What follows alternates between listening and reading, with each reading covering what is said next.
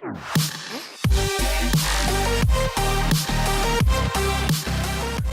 to the RC Roundtable podcast, where we discuss the latest RC hobby news, events, model reviews, and a whole lot more.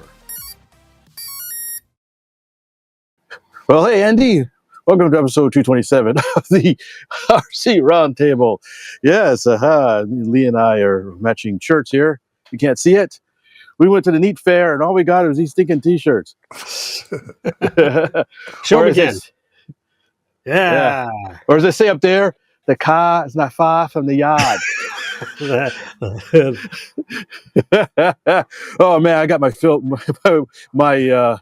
of New York accent. The New York, New Jersey accents being up there. It was heavy. That was hilarious. You were in New York. What did you expect? Well, upstate New York. That doesn't count. I mean, I'm going to tell you, we were at AMA Expo up there. It was really thick and neat. It's funny because growing up, I grew up in that area. I grew up in Connecticut. You had the New York accent and you had the Boston accent. And I think they canceled each other out because Connecticut didn't have an accent. So you could tell somebody from Boston to New York, but when Connecticut was sort of neutral. There was some Boston folks. Boston, up there, yes. We had some Boston and New Hampshire. And here's some guys from Maine. We'll talk about in a minute.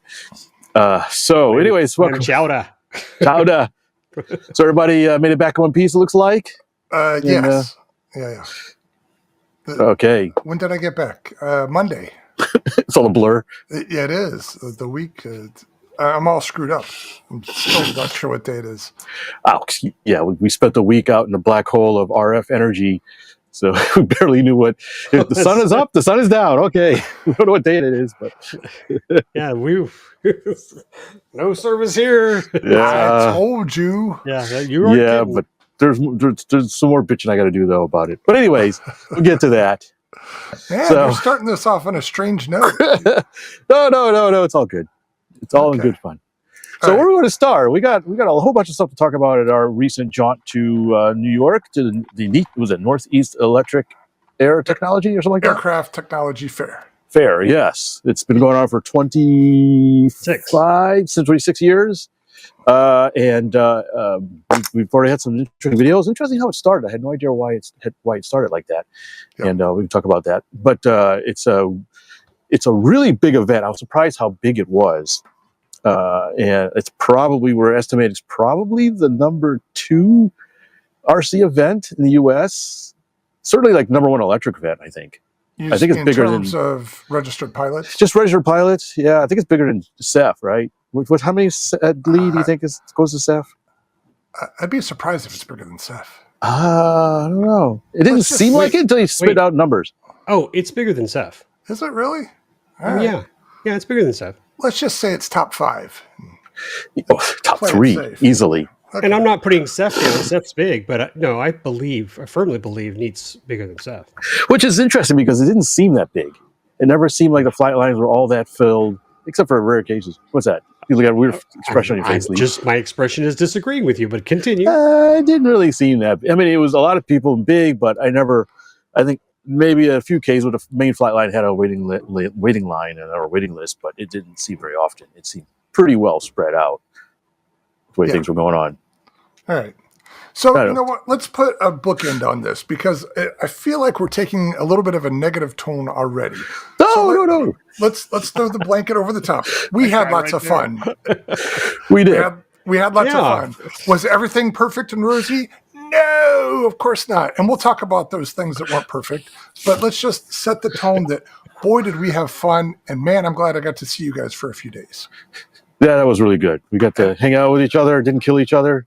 Damn it, and you ruined my first comment on my high list. You just pulled it right out of my... damn it. I did? I scratched that out, being with my buddies. Gone. Yeah.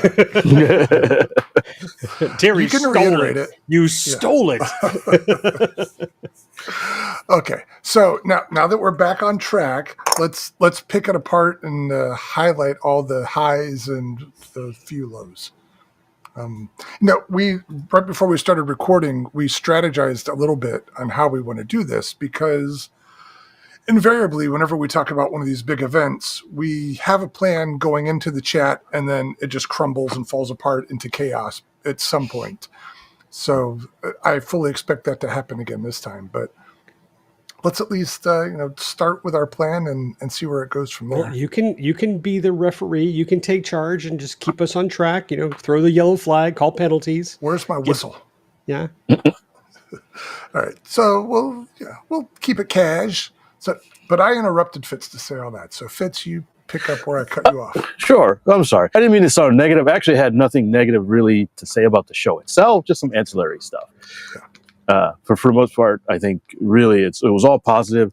It was Lee and I's first time there, so it was sort of you had warned us about different things. We're not warned. You just told us about different aspects. Informed, prepared us for it because it is in many ways kind of unique of an event, and so we were sort of. I kind of went in with empty mind. So, well, okay, we'll just go and see what it's like and see who we meet and what the flying is like and that kind of stuff. And so it was very enlightening. It's very, very interesting event. And it's a little bit, quite a few ways, unlike any other event we've ever been to.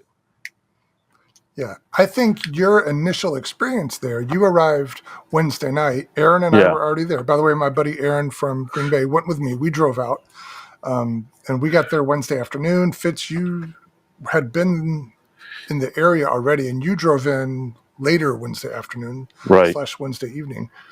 And so we went and walked the flight line. What time was it? 8 o'clock, 9 o'clock p.m.? Ish, yeah. So flying was shut down for the day, but they were starting the tent call.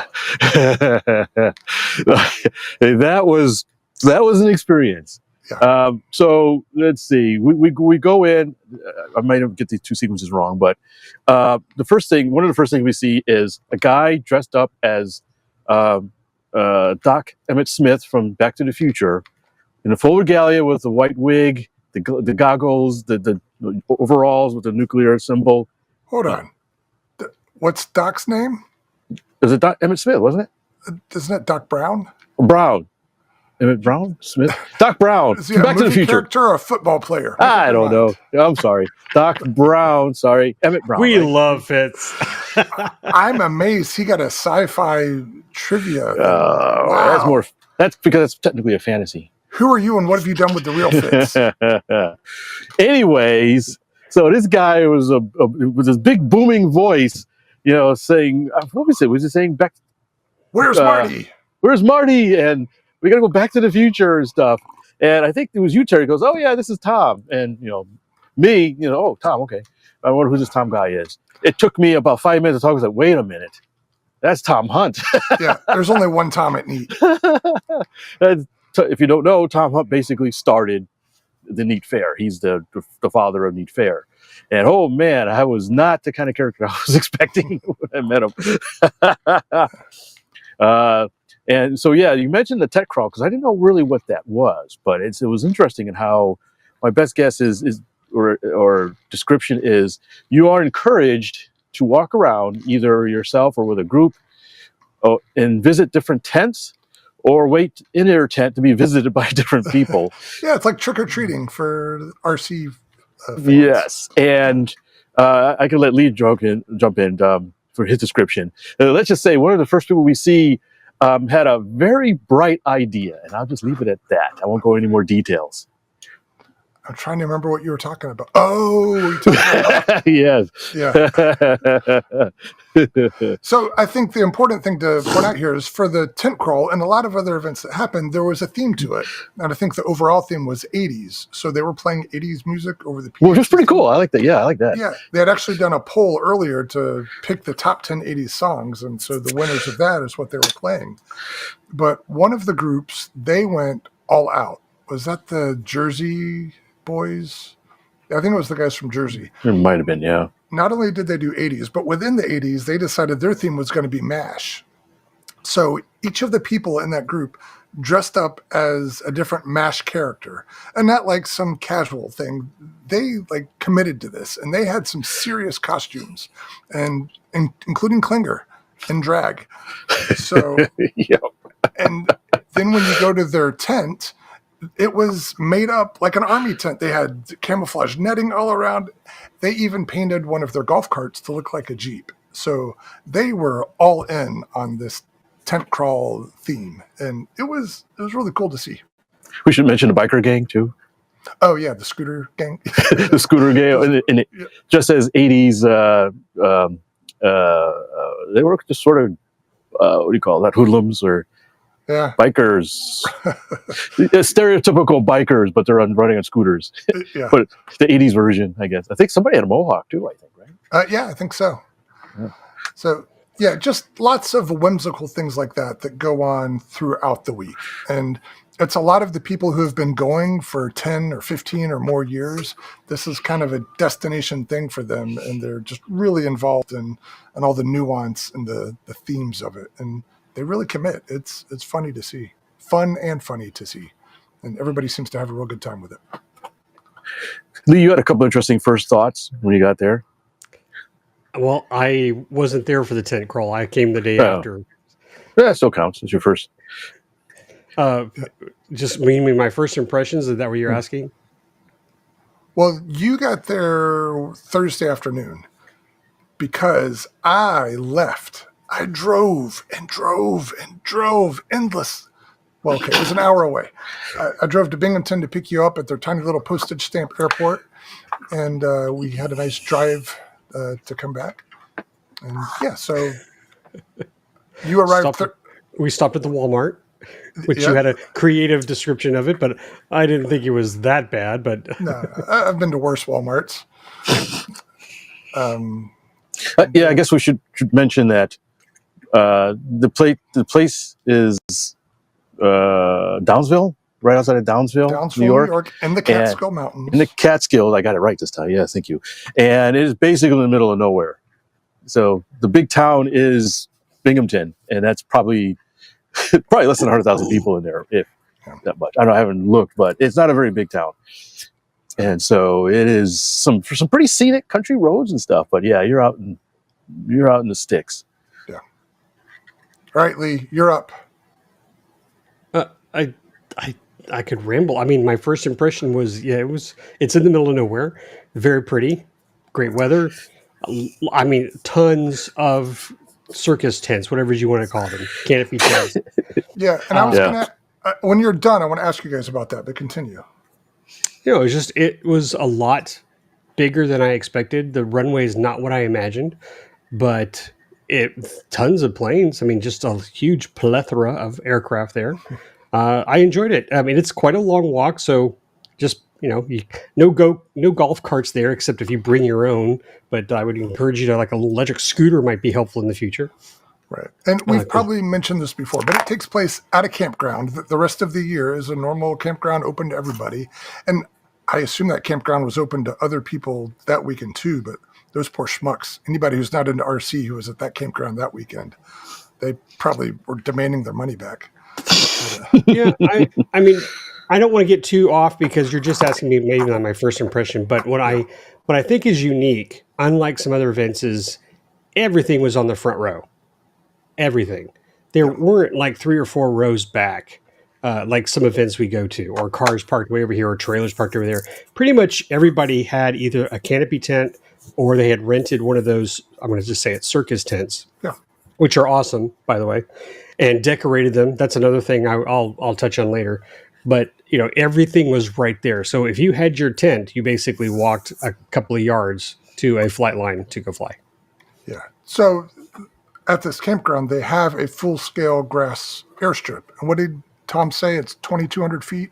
Something like that, 2,300 feet, something like that. Yeah. And so they utilize every bit of that as the flight line for RC. And I think those circus tents are either 20 by 40 or 20 by 60, or you can get one or the other. They look 2 different sizes. There's a big one and a little one. Quote unquote. It was still pretty big. Yeah. And so I was going to ask you guys about that. I've never been to any other event where that's a thing. And basically, before getting there, you coordinate with people. We had our own group that's been going there for years. And so we got in with them in one of those 20 by 40, I think.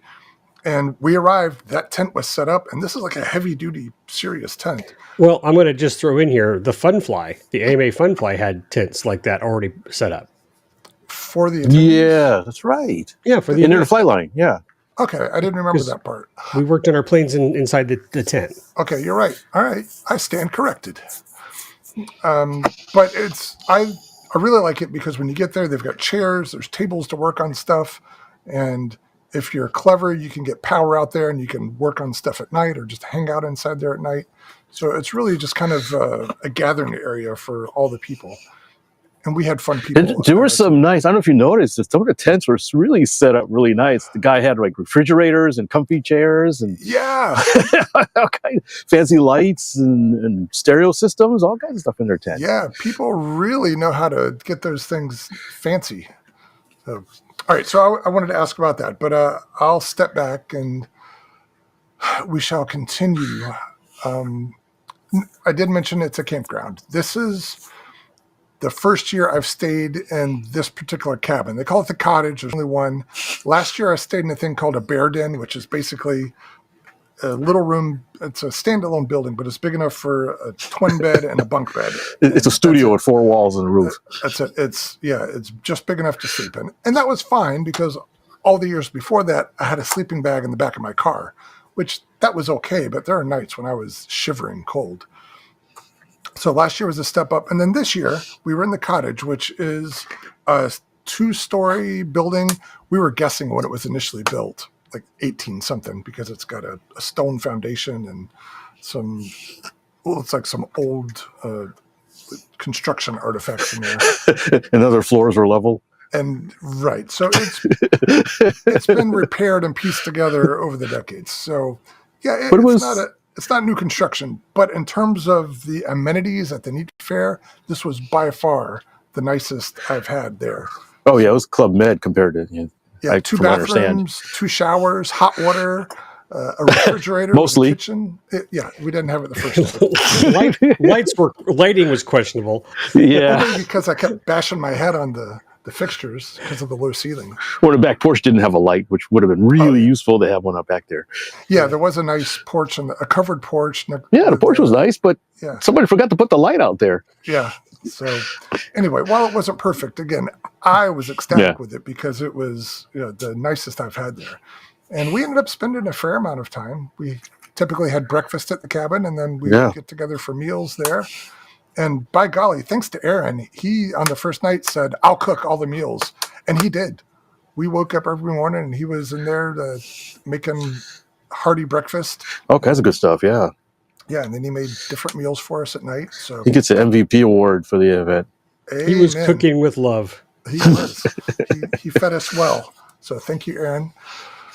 I just wanted to mention that about the cabin because I really think it helped shape the experience for me in a different way than in the past.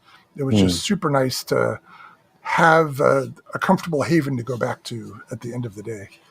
Whereas even last year when I had that bear den, I was going into the I guess I call it a public bathroom, but it's a building with some toilets and some showers. And they're pay showers and the water was never hot. And if you have to pee in the middle of the night, you're putting on your slippers and you're walking out to that thing. So anyway, it was a much different and a much better experience, I think. Plus we had some chipmunks and rabbits to keep us company. Yeah, and we had critters too. Yeah. So is that what I was going to put there? Yeah, I think that was all I had about the cabin. I'm glad we decided to do that. And also because of that, one of our roommates was Scott Stoops, who all of us met for the first time. I knew of Scott because he and I wrote for Fly RC magazine at the same time.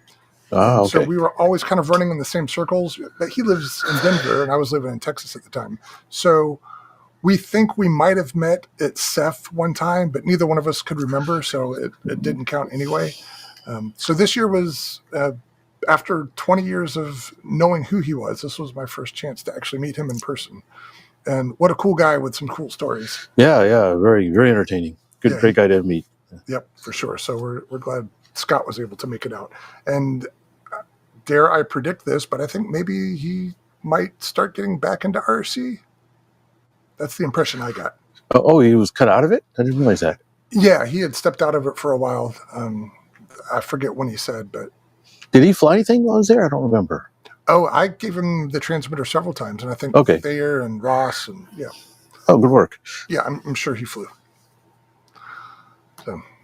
So that was the people in our cabin. It was the 3 of us, and then Aaron and Scott, and boy, was it cozy. Yeah, it was fine. Yeah. The funny thing is, I don't know if it was in your bedroom as well, but they look like standard bed frames, but instead of a box spring, it was just a sheet of plywood.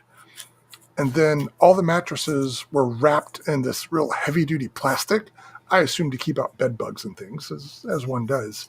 But anytime you rolled over in the middle of the night, all the sounds, the plywood would creak and then the plastic would. Yeah. So No. it would get kind of loud. No, my bed was metal, and it had an annoying center. It had 6 legs, right? And so there's 2 kind of in the center, and I kept stubbing my toe on that middle leg. It was like, damn it. And as promised, I set up Lee's bed with the sparkling unicorn sheets. I didn't notice that. That's probably why I slept so well. It probably is. Unicorn magical. dreams. Yeah. Magical sheep and unicorn dreams. Yeah. So I think I mentioned they were mostly twin beds, and all the twin bedding that I have is from when my kids were little. So we still had some, so I grabbed it, and that's what we got. Oh, so that was your linen. Okay. Yeah. Well, Aaron brought some too, but most of the twin stuff was mine. So, yeah, it worked. Cool.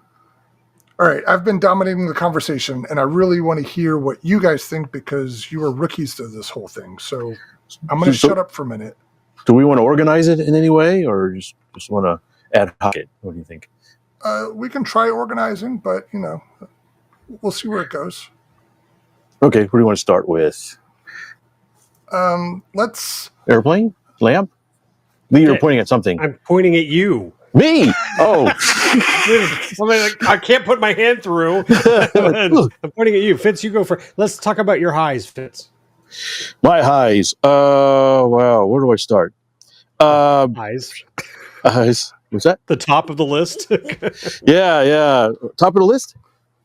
Man, I don't know. Where do I start? Let me help you. Now the referee's stepping in. Yeah. Offside. You guys haven't even started yet. So, Lee, did you ever walk from the canopy to the main flight line with Fitz? Did I? Like from where we were? From where our canopy was, our tent, our circus tent, out to the main flight line. Yes. Did you ever make it without 3 stops and having to grab Fitz by the ear? Without him stopping at a bin, digging his hands in? Yeah. Maybe. I think when we were with Bill Briggs.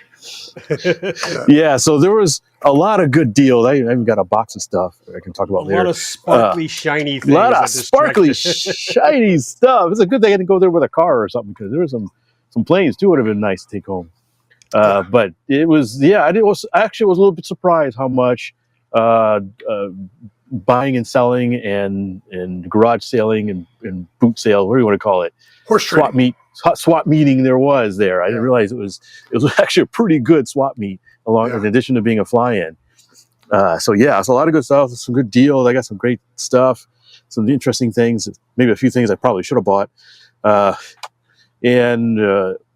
guess, so there's some really interesting planes, a couple that really tickled my fancy. And getting to meet quite a few people, that we had known and never had maybe corresponded with, and of course a whole bunch of new people. We're in a whole new geographical area, and so there's a whole group of people I had never met, maybe a few that knew of me, for example, due to my YouTube stuff, but still, even people I'd never met, didn't know anything about me, they're like, Hobby View, what are you talking about? Get out of here. That became really instant friends with some of these people that were just really, really fantastic. So I think the highlight, I guess I would start with the people. You hear about, maybe New Yorkers being brash and a little, what do you call it? A little terse, but no, not at all. Not hobbyist versions. They're all. I don't know. Were you watching the volunteers on the main flight line giving people stink eyes? just saying, it's there. They run a tight ship, but that's all I'll say. They run a real tight ship. That's what it is. Nothing personal. They just run a tight ship. Several times I heard Tom told us we had to do it this way, or Tom ordered us. We are only following the orders. Yeah. Exactly. No, all good. Just kidding. I'm Just kidding. with you, but yeah. The guys were great. I had some great conversation with a lot of the volunteers. They were actually fantastic they just, there's so many people, you kind of got to run a tight ship. If you start letting things slip, I think, it'll get out of hand. So I never saw it as anything personal other than, these are the rules. We got to follow them just to keep everybody, all the cats herded in order, that kind of stuff. Terry, sound like you're going to say something. Yeah. Well, when we talked with Tom, he brought up a point that I never considered before, that once this event got popular, it started attracting people who weren't necessarily members of clubs. Oh, right. Yeah. Electric flyers were kind of the fringe cult of RC, and people who weren't electric flyers who weren't necessarily members of clubs started coming to this event and really didn't know the rules of flying with other people. And launching from their tent or their car. Right. So he indicated that's when they really kind of had to start establishing some firm rules and enforcing them and running things the way that they are now. You get so many people, you're going to get a few that are not going to get with the program right away. So it's totally understandable. Ignorance or malice, but probably ignorance more than anything. So, Yeah, exactly. But without, you just want generalities at this point. You're chill, man. The scenery too was really nice, wasn't it? Yeah, really nice scenery there. Very unusual, but nice. So I have to ask: when you're standing in a pilot box, you're looking at the side of a mountain with lots of trees. And I know the first few times I flew there, it felt like that wall was moving towards me the whole time. Right? So I'm comfortable with it now. I kind of feel like I know where it is and it's not a big deal, but I know the early years, it was intimidating. How did you guys feel about that sheer cliff? You want to start that, Lee? I've been talking. No, please. At first it was really intimidating, especially when I'm flying with not my planes. I'm flying other people's planes. Right. So like I'm being extra careful, keeping my patterns in pretty tight. By the last day or so, I felt more comfortable opening up a little bit. Especially when you got higher up, you could go out a little further. And after watching other people fly, they're going way out and pretty far and stuff. And not really, I think I saw only one or two people hit a tree. And one was at night, which is understandable, but only in the daytime. And he hit her like the closest tree. So other than that, almost nobody, I didn't see anybody else get anywhere close to the trees that I could tell that was in danger of anything. So I did feel at first, it felt a little confined just because I'm just not used to that. You're in a valley, but the trees, the mountain kind of slopes pretty steeply. So not steeply, gradually, I guess you could say. You think? Progressively. So as you go up, you can go further out than you think. Yeah. I wouldn't want to climb that mountain. No, but it would feel different thing. And we're saying that I think Bill Griggs made a point about the trigonometry of it all, trying to do it in your brain as you're flying. Side note, it was really interesting. I haven't really watched it all yet, but I did a lot of videotaping. And so tracking the planes with the trees behind gave a real neat sense of motion as they're flying around. So I'm tracking the planes, especially the lighter colored planes. The trees are kind of blowing by and stuff in the background as you're tracking the plane. And I think it's going to look really, really neat when I do the video. Yeah. Now, related to that, after you guys left on Sunday morning, Aaron and I went to the main flight line and we were flying one of his planes, his 228. Another guy was there flying the big E-Flight 228, and he had repainted it in a Vietnam camo scheme. And when he would fly and bank it, that thing just disappeared. It was all trees behind it. And the camo worked really well. Yeah, I made a comment to him after the flight. He's like, "Oh yeah, that thing's invisible." Just follow the. So, you want to talk about some of the planes of note? Yeah, I picked a few of your favorites. And okay, let me just go down the list. I have a little list here, and I'm writing here. So, there's a gentleman who he took a Gillows ME-109 and scaled it up about 500%, at least 1,000%. And so now we had an 8-foot wingspan ME-109 built like a Gillows kit and weighing about as much as a Sparky kit, Sparky plane. Very light. It was hand launched and didn't even have landing gear. And the thing flew like it was made out of helium. It was really neat to see. That guy's name was Jim Lloyd. Jim, okay. Nice guy. Talked to him a little bit. Wonderful British expat. Great accent. And he was a really cool guy to talk to. Because that looks like a Gillows kid. He goes, yes, it is. Just the opposite, in the same vein, a guy had a Devastator dive bomber, early World War II dive bomber. Yeah. Gillows, well, that wasn't Gillows, but it was a free flight conversion, one of those little rubber band power things. built like, quote unquote, built like a Gillows kit or one of those peanut scale, but it had a working torpedo drop on it that was remote controlled. So, and we're talking something that had maybe a 12-inch wingspan or less, maybe a 10-inch. And it was electric power and had some servos. And he had that. And he had a very teeny tiny F-22 with actuators in the tail as a ailerons that flew surprisingly well. So that guy is really, really neat. I actually ended up getting his contact information. I was like, I need to bounce some ideas off of you. That's Mike Cripps. Mike Cripps? Oh, thank you. You're my name guy. Well, I just happen to know those last two, but we'll see about the future. Let's see. Okay. Of course, Adam Woodworth was there with some really, really cool stuff. And he had two things that kind of jumped out at me. Well, yeah, he had a lot of stuff that jumps out at you, but I'll pick two of them that really I thought was impressive. At opposite ends of the scale, his Eurofighter, which was huge, flew extremely well with retracts. That was really awesome with props hidden in the drop tanks and the wings. And it was just neat seeing him put that thing together. I don't know how big it was, but it was really big, but flew like it was really lightweight. That was really cool. I'm going to add to that. That's one of my planes. It's on my list. Yeah. So I'll just tag on with you. But what I thought was hilarious, because I recorded during the afternoon demo, is he landed, pitched up, rolled it, and then landed. And then taxied back to the pilot station.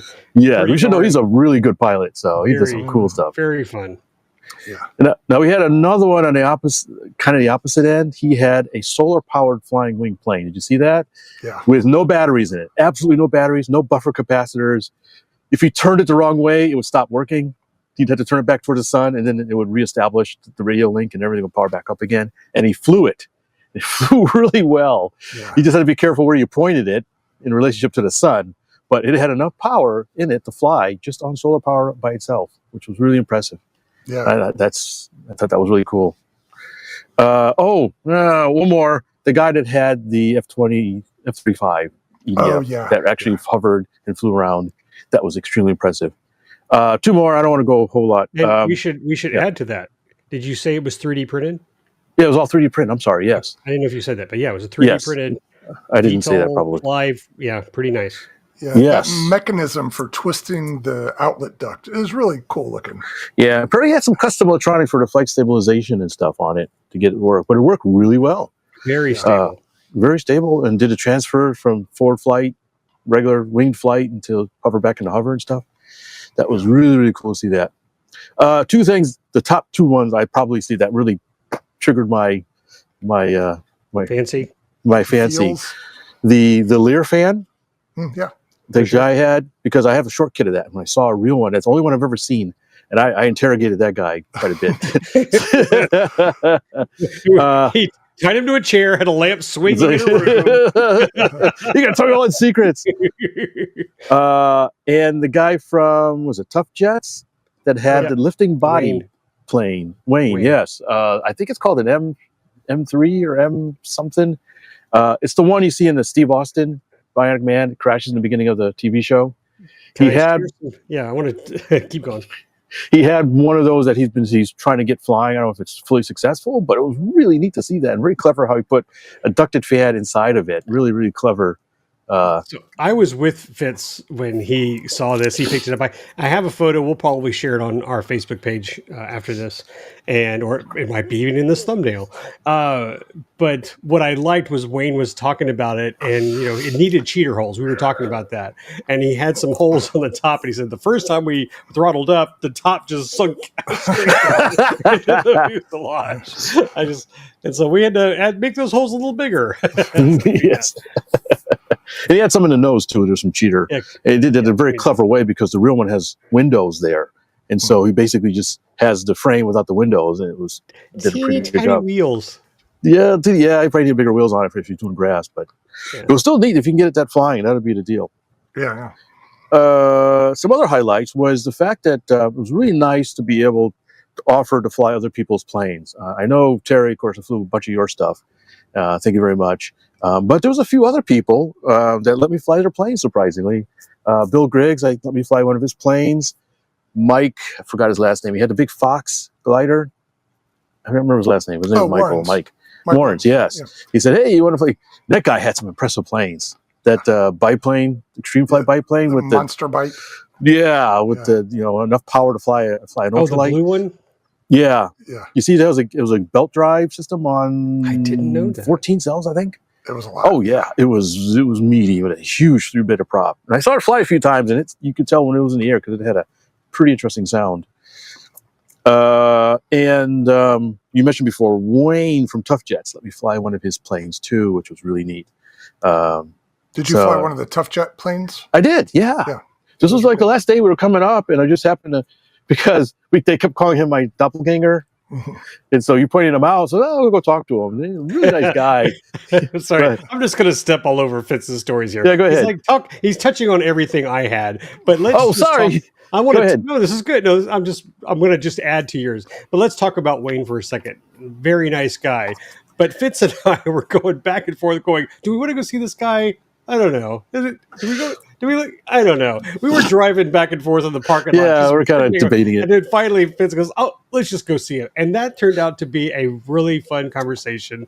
My best part was that Fitz went up to us and said, "So I hear you're my doppelganger." Wade looks at me like this and goes, "Okay."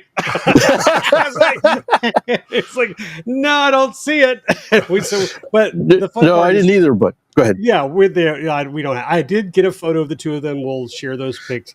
But let's talk about Wayne for a second, because the generosity here was that they were packing.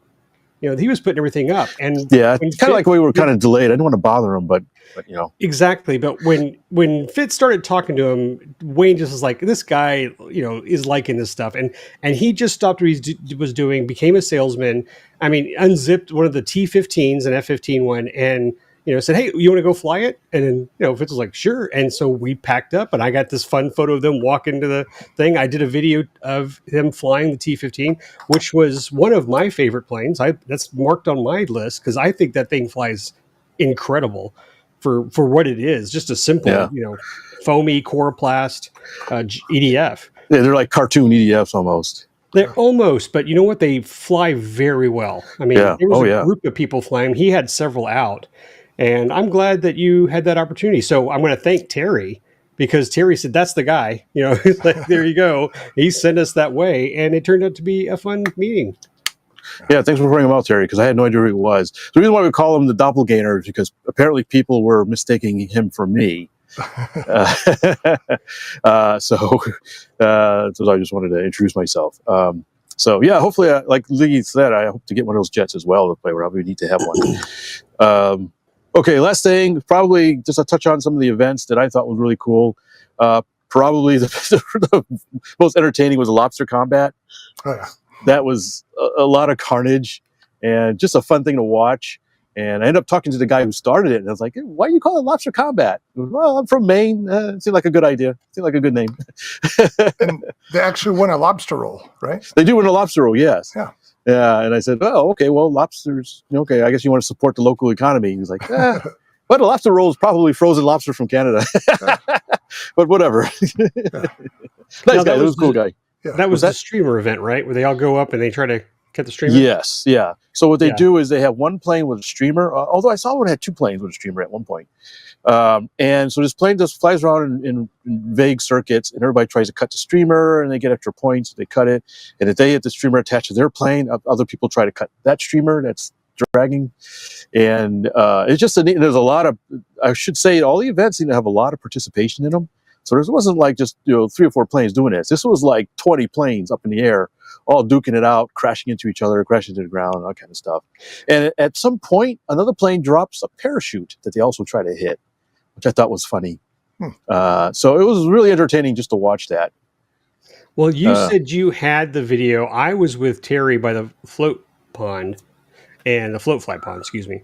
And I recorded one of those flights where a guy got in from behind of the streamer plane, his prop got stuck, and they dragged his butt around the sky, and then they started dragging him on the ground, trying to get him off. It was hilarious. Yes, I have video of that, yes. Again, mine's probably not as good as yours, but I hope we can put that online, because that was great.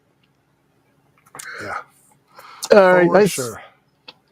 I think that's there's a lot of stuff, but I'll leave it for you guys. I think that's what I'll hit on at this point, and I can fill in any gaps later. Looking at my notes here.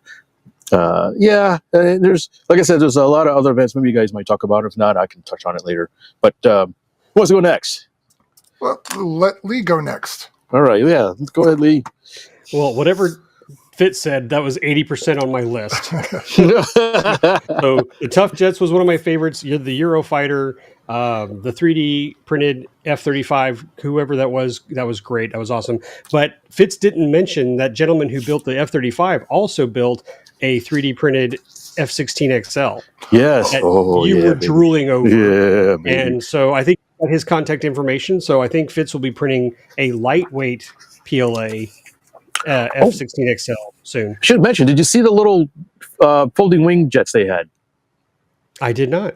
They had a couple of them. It was the same folding wing jet that I tried flying at Jonal. Oh, right. The little cruise missile thing? Yeah, like they had a little scissor wing. Yeah, it looks like a cruise missile, basically. So Yes. Yeah. I got you. They didn't drop them this time. They just hand launched them. Well, hand launched one of them. The other one got hand launched into the ground. But the other one flew pretty good. So it was the first time I actually saw one fly. But the same guys. Well, so I think that's besides that, there's only one more plane, and I think all three of us we should probably talk about right now, since we're talking about aircraft, and it's probably on Terry's list, was the BD-10, the Bill Griggs BD-10. Yeah, I was going to leave that for Terry if you wanted to, because that's really his baby. I mean, I'm going to say I got my hands on it. I got to fly it. It was neat to see you guys working on it, troubleshooting it, getting it ready, and it was a success. So, Terry, you want to just add on to that? Sure. And actually, I've got parts of it right here. So you didn't break it. No, I'm just actually. I'm just kidding. On the way home, I got a message from Bill, and he was asking what fan unit was in it, and so I had to take it partially apart to see that.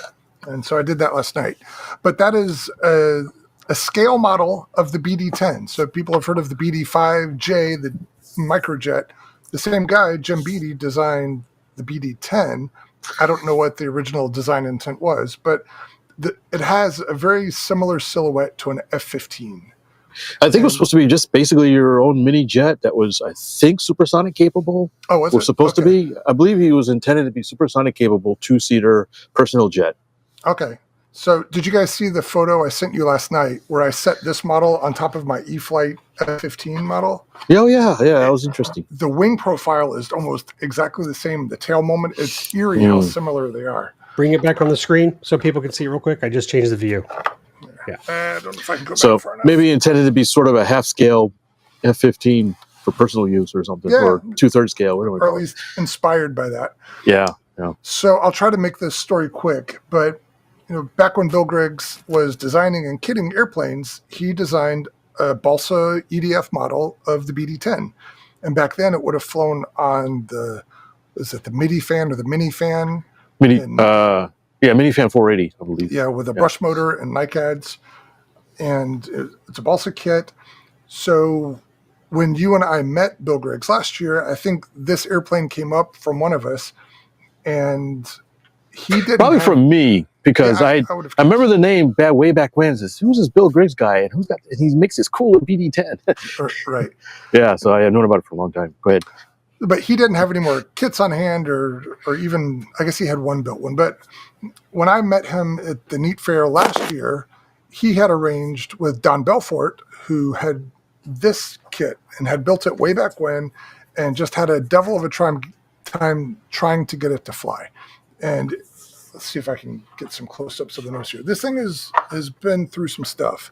You can see I noticed it's been patched together. And I was talking to Don about it, and basically he built this and just had a lot of trouble getting it to fly right. And eventually he did get it going, but he had retired it a long time ago. So he put it in Bill's hands last year, and then Bill gave it to me with the understanding that I would at some point restore it and get it flying again, which I thought, us doing things like RC Rescue was a super idea.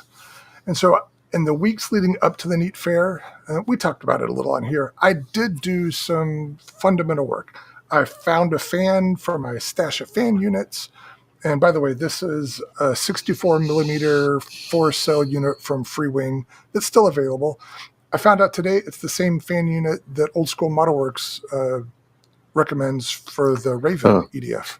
Yeah, they're pretty good fans. They're really good and inexpensive, relatively speaking.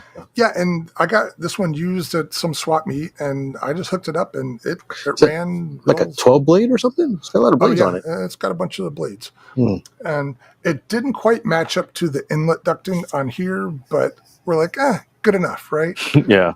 And I tried making an exhaust tube. I did all the math to figure out the fan swept area and all that, and then figured out that the outlet that's built into the airframe is smaller than that. So my initial plan, I don't have it here. I tried making they call it a thrust tube, right? Yeah. The back part behind the fan. I made one out of 1 millimeter Depron and basically just thrashed my Depron, and it's creased and it's garbage. And so that was a thing I decided we would work on at the event. So on the way out the door, I grabbed some servos and push rods and stuff I thought we would need. I'm like, all right, between Fitz and I and Lee, we can get this thing going. And that's what we did. So while we were there, Fitz, you made a thrust tube out of manila paper, a manila envelope. Worked perfect. And then Thayer brought some covering and an iron, so I made some balsa tailer-ons for it. That, interestingly, where are the other ones? Your audio's a little low. You're talking through the BD10. Yeah, I had the fan in front of it. So the only control surfaces on this plane are tailer-ons. So elevator and aileron back here. And these are the original surfaces. And I suspected they weren't going to be quite enough, at least for roll. So I made newer ones that had more cord. And so they don't look that much bigger here, but they are significantly bigger. So anyway, while we were there, we did all those things. We hinged it. We got it put together with servos. And doggone it, we flew this thing. Originally, it was launched with not a high start, but a bungee launch. And so we had hooks on the bottom for that, but we weren't going to bungee launch it at the Neat Fair, mostly because we didn't have a bungee. So details. Yeah. Oh, and if you notice the yellow that's on here, that's because it was originally covered. What did Don say it was covered in? I think silk span or something like that. Right? Yeah, with some sort of paint on it. After being on there for 20 years, it's really brittle. So every time we picked it up, we were punching our fingers through it. So I patched up some of the holes with the yellow monocoat, and we ended up punching more holes in it with packing tape, but we made do. But yeah, with a 4-cell 1300, it balanced. Thank you for checking the CG, Fitz. It balanced where we thought it should. And on the first hand launch, you were throwing it, I was flying it. It didn't quite get enough thrust, and it just pancaked into the ground with no damage. So we tried it again right after that, and bada bing, this thing was flying. And it scoots. I was surprised by how fast and how smooth it is. So that was the remaiden of it. And then we ended up putting in 2 more flights later that day. And everybody that flew it, I thought, was impressed with how well it flew. So we got an applause when at the first flight after you landed it, right? I think people were cheering. Yeah, I'm not sure what they were applauding for, but yeah, I don't know what. One of them was me. One of them was me at the far end. I was maybe watching. You started it. Oh, maybe you weren't with us when we flew it the first time. No, you didn't even. I thought you were. No, I wasn't here for the first flight. I was with Aaron. Well, yeah, sorry. And that's probably worth noting that for a lot of the weekend, we were scattered to the wind, and we realized that we didn't even have a photo of us together at this event. Maybe we can edit something together. Speaking of photo, I have something here in the wings that while you were talking, I'm glad I found this, but I wanted to show. There it is. It's lifting body. Yeah. I looked it up. I can't remember. M3 something. It's a Northrop, I believe. Yeah, probably. But yeah, it was really neat. It was fairly large, had retracts in it. And I saw it under the table. I was like, hey, wait a minute. That's pretty cool. Yeah. I don't know if you tried flying it at the event or not, but I don't remember seeing it anywhere other than in the tent. But still, that's pretty cool. That is cool. All right, so back to the BD-10. We ended up flying it. I had fun with it. I thought it was really rewarding to, I don't like to go to events and work on things a lot. I generally go to hang out and fly. But we didn't do a ton of work on this, maybe a few hours, so that we didn't have a bunch of time invested. But the darn thing worked. And we all like vintage airplanes, so this kind of checked all the boxes. We didn't have a ton of time invested. it was an old airplane. It flew well. And I think the best part was that Bill and Don were both there to see it fly. Yeah. And I think Bill Griggs especially was tickled to see this airplane fly again. Yeah, I was kind of thinking, did he get a chance to fly it? I don't think he did he? No, when Aaron and I were on the drive home, I'm like, oh my gosh, I never offered the transmitter to Bill. And so I sent him a message apologizing, saying, I don't know what was on my brain, but it completely did not occur to me to let you He's fly still bitter to this day. Well, what he said to me was he was intentionally standing in a place where it was going to make it tough to hand him the transmitter. Oh, the sneaky devil. Yeah, so I don't think he was particularly excited to fly it. So, That's okay. so I was thinking, Terry, that the BD-10 is kind of like the Kyosho stuff we've talked about in the past, where you've got a design maybe a little bit ahead of its time that was designed for heavy batteries and low output fans and stuff. And now that we got modern technology, lithium, a lot more efficient brushless fan units that combined, it makes a really nice flying model. I remember when I flew it, except for launch, I don't think I ever went past half throttle with it. I just cruised around with it, and it was really nice. Yeah, and even when you throttle back, it just wants to keep going. So it just wants to something fly. about it. It's inherently clean. Yeah. Now, I think the only thing I'd like to get out of it is a bit more roll authority. So yeah, Telerons are like that. Yeah, he said that he hasn't either. He had added an aileron mod to the plans or in some of their later kits. I couldn't remember, but he said at one point he was intending to put ailerons in it to fix that. Yeah. I'll have to check my plans when I open them up. I didn't look at it that closely, but they may have it on the plans. Yeah. Which I'm sorry. I was looking at the plans the other day, and it had the weight on there. I haven't weighed this one, which is unusual for me, right? I haven't taken a power reading or weighed it. So it would be interesting to see how this one compares to the original. I'm not going to wait. I'm going to see if I can find it. What did I do? Ever since the big shelf collapse of 2025, things have been scattered. It was on the shelf. Have you recovered from that yet? I ordered a new shelf. It's coming in Monday, and I'm going to repurpose the old shelf to something a lot lighter. And this one's rated for balsa airplane kits. Yeah, balsa and dirigibles. Yeah. You guys go ahead and talk while I step away and look for it. I'm listening. Okay. What did I do with it? So to continue with the BD-10, some people ask me if now that we know it flies, if I'm going to fix it up. And my answer is no. I think the way it looks tells part of the story of the neat history of this thing. So I'm going to keep it this way. I don't know how much I'll fly it just because I don't want to damage it. But I am excited to use this as a platform to maybe build another type of BD-10.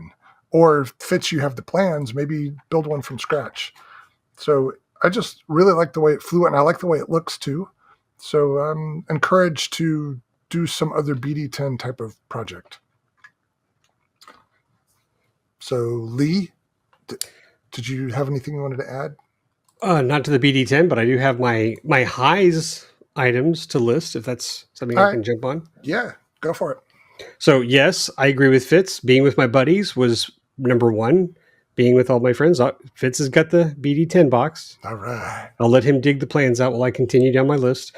We had awesome weather, so can't forget that. We were blessed to have nice, cool weather, and only time it was hot was when the sun was out and baking the tent. So inside that tent was sometimes unbearable, but I think I wouldn't trade it for anything. Fitz is coming with the plan, so I will stand by. He's getting them all out.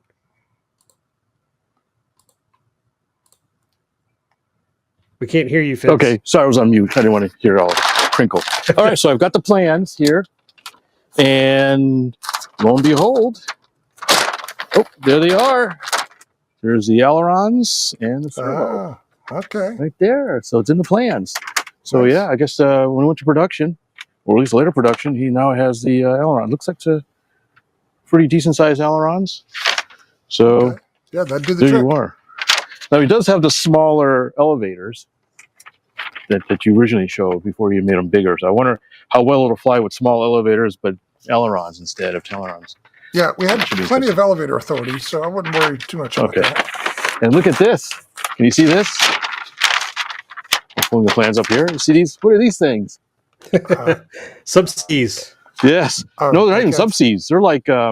those are the 800 ARs, weren't they? Yeah, AR, 800 milliamp hour cell. So I'm pointing to, for those listening, there's a picture of round cell batteries in the fuselage. One of the things I found interesting is there was already a place in this model for putting the batteries. And whatever combination it was of the fan being lighter and the servos we used being lighter and maybe in a different place, with the 4-cell 1300, it went in exactly the same place that the 10-cell 800 AR would have gone. Hey, Fitz, step to your right a little bit. Step to your right a little bit more. Keep going. Keep going. I got a chair here. Yeah, that'll be our. No, keep turning. We don't want to see your face. We just want to see your back. There we go. Hey, the shirt's pretty good this year. It does look good. Yeah. Couple things. Has the weight on here. Yeah. 26 to 30 ounces. Okay. And Bill said he cheated a bit on the wing. So you said you were going to scratch build. You maybe have a more scale wing on yours? You're going to scratch build one? So he enlarged it a little bit? He must have enlarged it slightly. I haven't compared it to a real one, but it looked fine. But he said he did cheat a bit on the wing, so it's probably enlarged it a bit. Yeah.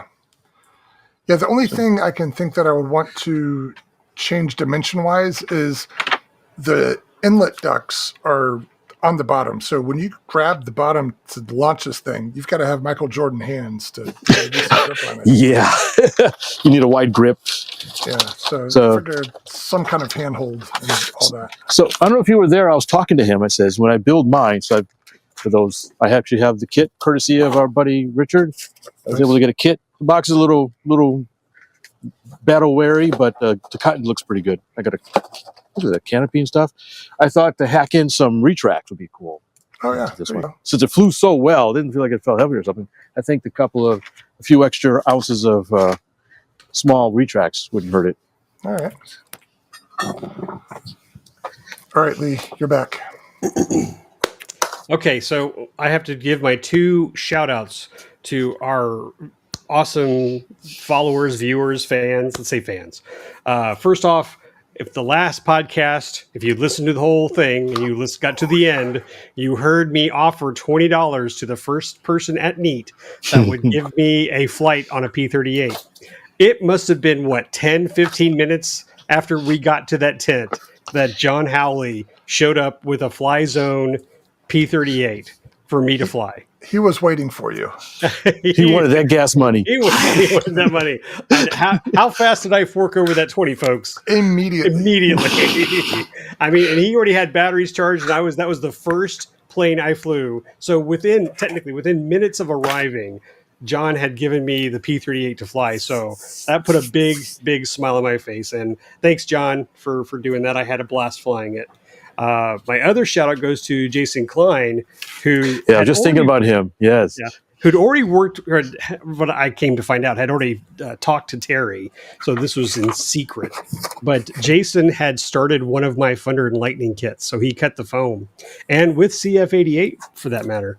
And he never finished it. So he asked Terry, said, "Do you think Lee would want to build a Thunder and Lightning?" Maybe you could be more specific. No, don't want to worry about it. But in any case, Jason shows up. He invites us to his trailer where he's staying, and he pulls out this huge box and has a Thunder and Lightning kit with supplies and wires and servos and receive everything. He says, "Hey, you want to put that together?" And teasingly, I want to say, Terry, you said something to me when I was building it the next day, and I think it's funny. I've been telling my family. Terry looked at me and goes, "Lee is rage building." It's like it was frustrating, it was fun, and it was rewarding.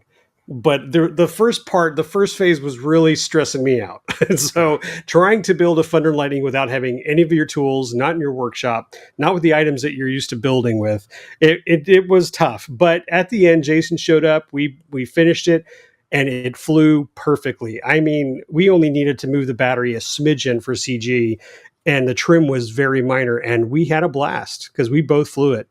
and I got about 4, maybe 5 flights on the Thunder and Lightning when I was out there, and then I signed the Thunder and Lightning afterwards because he had to leave. So thank you, Jason. Thank you, John. Hey, and you got that's right. You got a P-38 from him.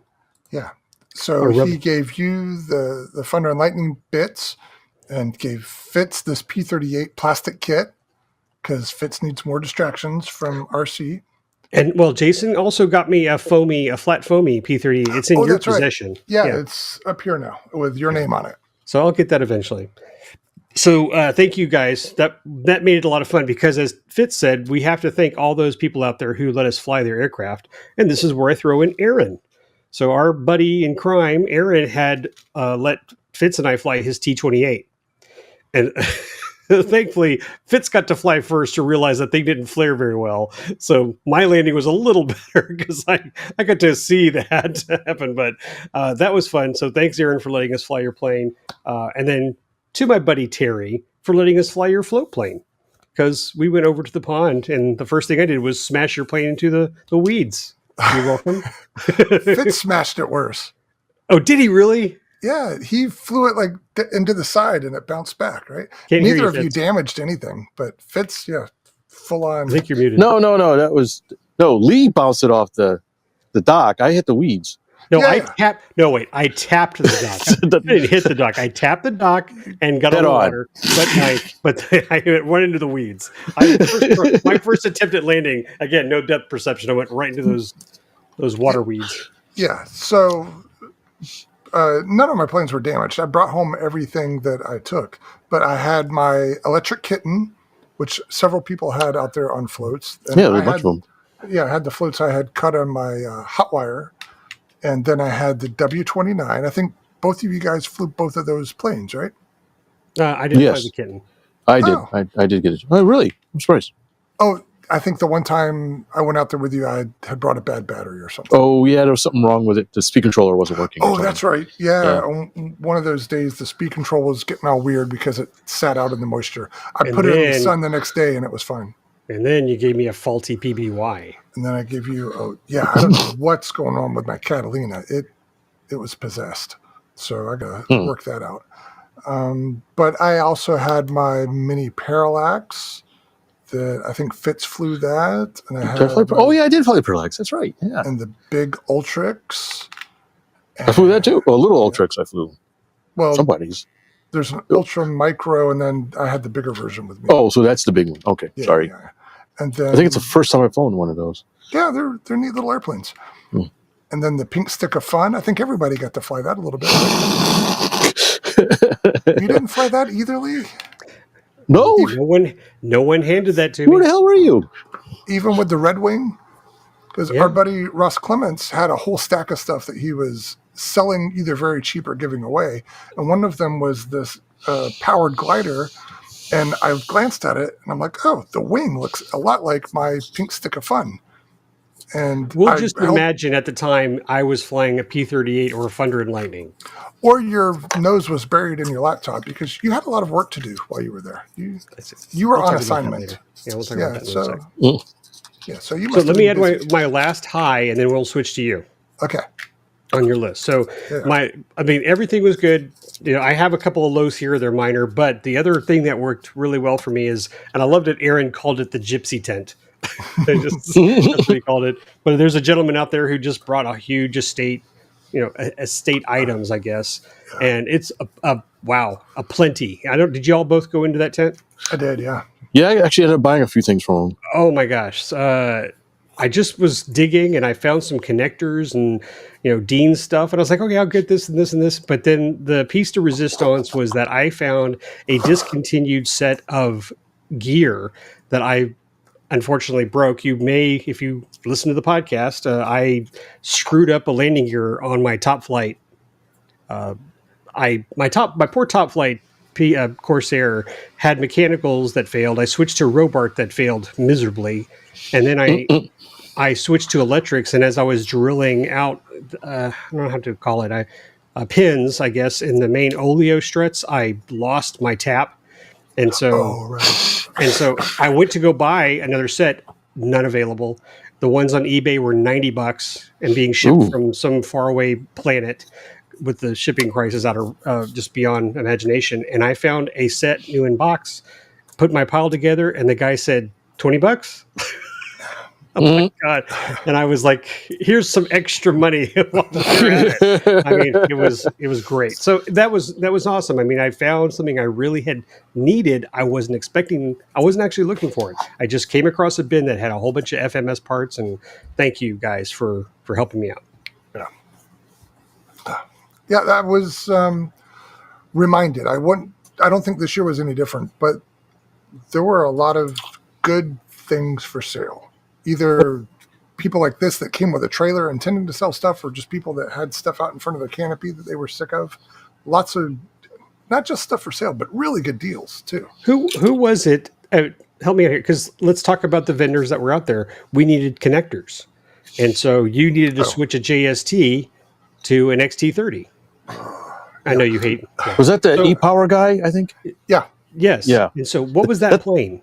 Was that one of Jason's planes? So I was going to bring that up. You talked about the plane that Jason gave to you guys, the plastic model for Fitz, and then the Thunder Lightning for you.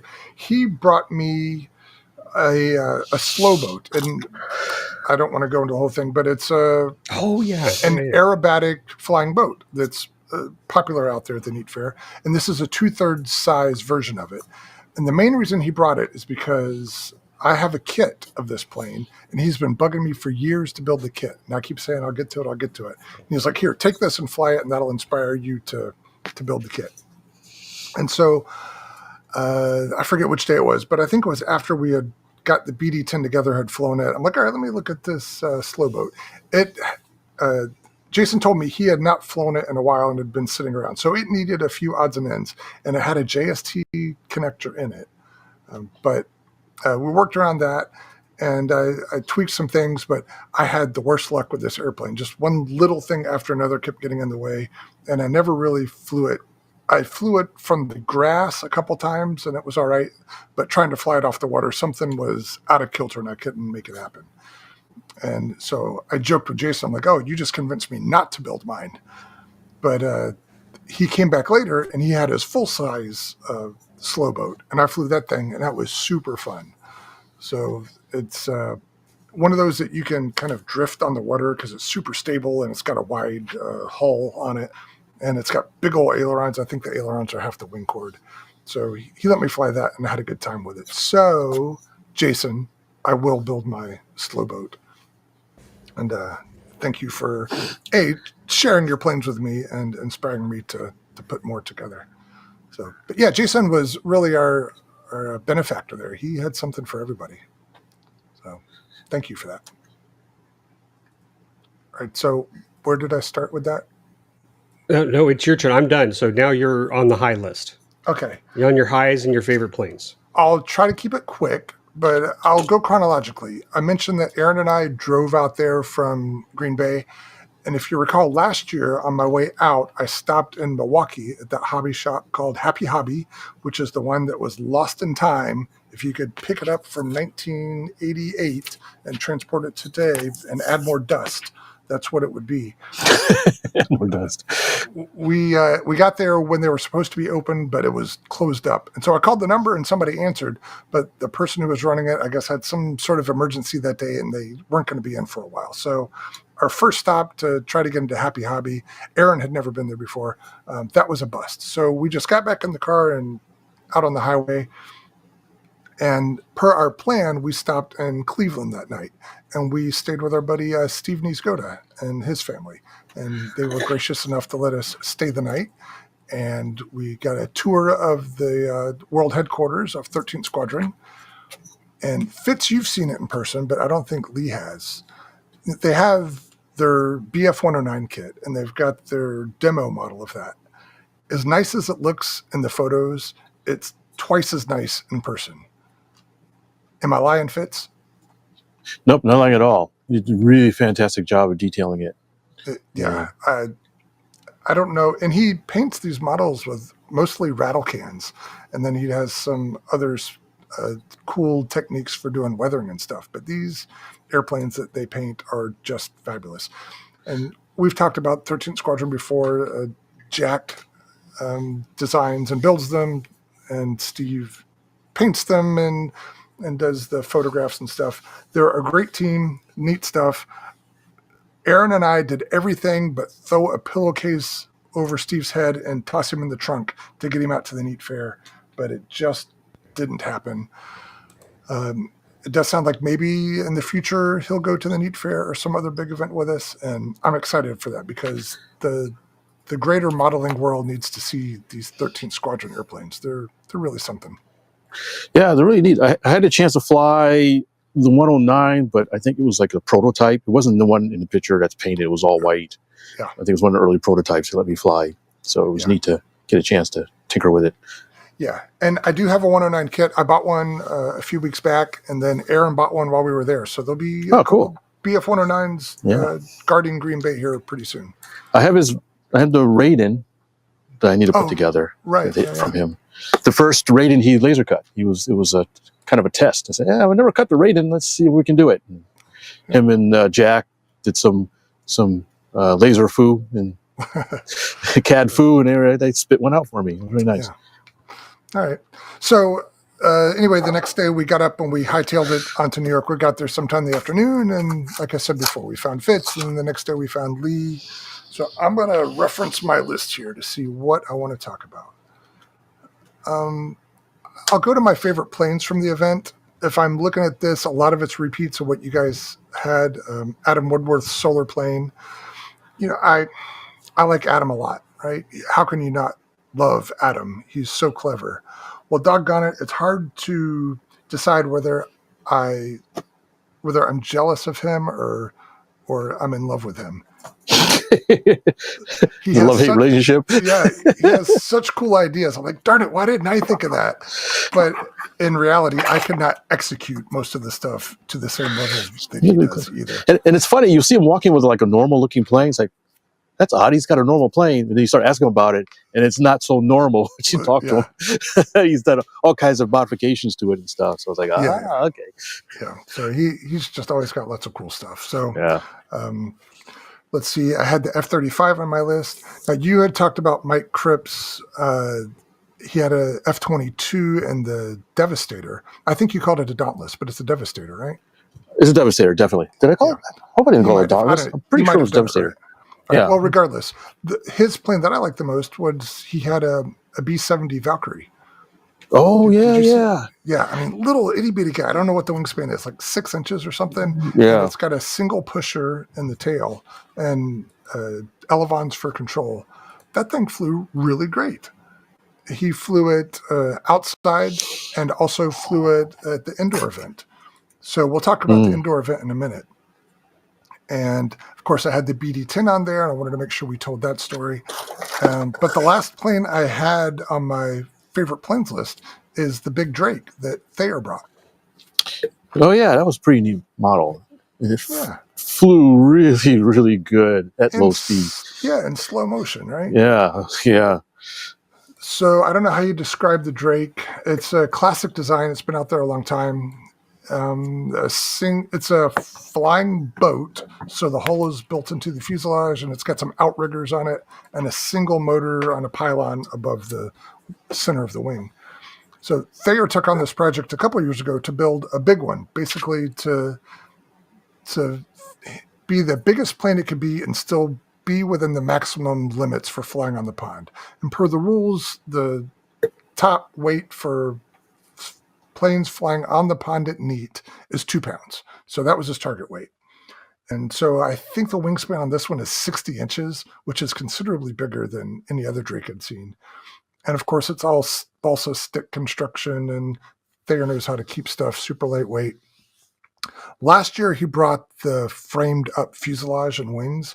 And this year, his plan was to have it ready to go by the time he got there. But as often happens, he showed up with a few things left to do. And he spent the first couple days staying up late at night and covering with the iron. But he got it done. What day was it that he made it? Was that Friday or Saturday? I think it was Friday. Yeah, you're probably right. I think it was Friday. Yeah. Yeah, so he got it done. It may have been a smidge over the weight limit, but really the spirit of that rule is to make sure the planes fly slow. And doggone it, this thing flies slow. It was probably one of the slowest flying planes at the pond. Yeah, and it's nice. He throttles up and it just kind of skims along the surface of the water and eases off. Oh yeah, that was neat when he landed. It's like a rock skipping across the water when it landed. It was really interesting.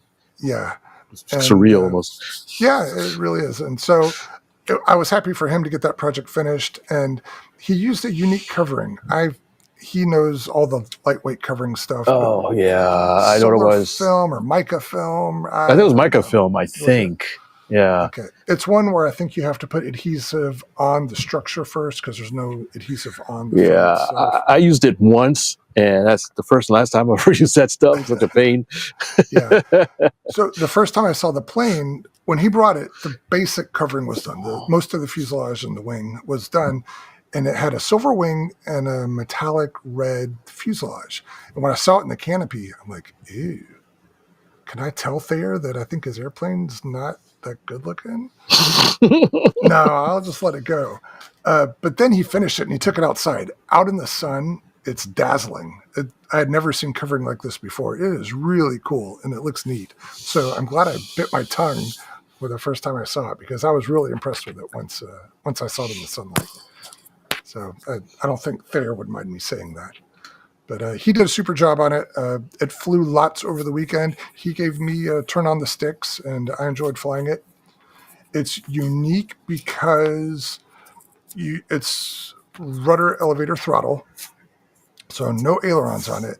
And it would go into a turn great, but it would kind of stick in that turn. So when you wanted to level out after a turn, you would have to give a good amount of opposite rudder to bring it back. Which, not a big deal once you know to do that. But those first couple turns, you're like, hey, what's going on here? But yeah, I got the hang of it pretty quick. And it was fun to fly. And you can just kiss the water. It's hard to describe for people who have never flown off the pond in the Neat Fair. Invariably, what we do is we take off and we just do a million touch and goes. And everybody grades all of your landings for how Terry grades all your landings. No, everybody was grading. I'm the only one who was saying it out loud, though. So ideally, you want to just brush the top of the weeds at the edge. You got to hit them a little bit, but not plowing. So you want to brush those and then come down and just kiss it. Now you tell me you're supposed to brush the weeds? Well, I might have mentioned that. You did more than brush the weeds. I never saw you brush the weeds. You weren't watching then. Yeah, likely story. Yeah. And then you come down and you just kiss it ever so slightly. You just want little dimples in the water. And if you have a model with twin floats, then you land on one float just a little bit first. And anyway, you have to be there. He tells us this after we go there. Well, that's how I figured it out too. Nobody told me the first time. All right, so that was the Drake. That was the only other plane that I wanted to add to my favorite plane list. So let's go talk about the indoor. On Friday and Saturday night, we go down to the middle school that's in Downsville and fly indoor planes. We don't. There was an indoor fly-in for whoever wants to do it. This is hosted by Joe Malinchak and his wife, Cindy. Oh, got some pictures. Oh, cool. Yeah. So, Lee, are these photos you took? Yep. Okay, because I don't mean this as an insult. Kind of a creepy look. The whole time I saw you there, you were working on your computer because this was our first opportunity to get any sort of cell phone signal, and you were trying to get all your files uploaded. So I didn't know that you did much walking around and looking. So I did. I watched that guy fly that 1.6 gram teeny tiny glider. So the Rogolo. Yeah. Also Mike Cripps, and actually Sandy, his wife built that. Yeah. And she was talking about it while he was flying it. It was funny. It's hard to describe when you don't have them in front of you, but teeny tiny models, like 177th or 172nd scale models that are full function RC. Some of them have retracts. It's just unbelievable. It's far outside the bounds of normal. Yeah, you're fighting some physics there. We hated him. No, and of course, Adam had several of his Star Wars creations there that just fly incredibly well. And what was he flying? Some sort of decathlon. And he was doing knife edges around the gym with. Oh my gosh. Terry, Oh, yeah. It's you recorded that, right? Yeah, I got some Okay. recording. Yes. I didn't have photos, so please, hopefully Fitz will have it. But he was not just doing a knife edge. His wing was touching the floor, and he would spin on that wing completely vertical.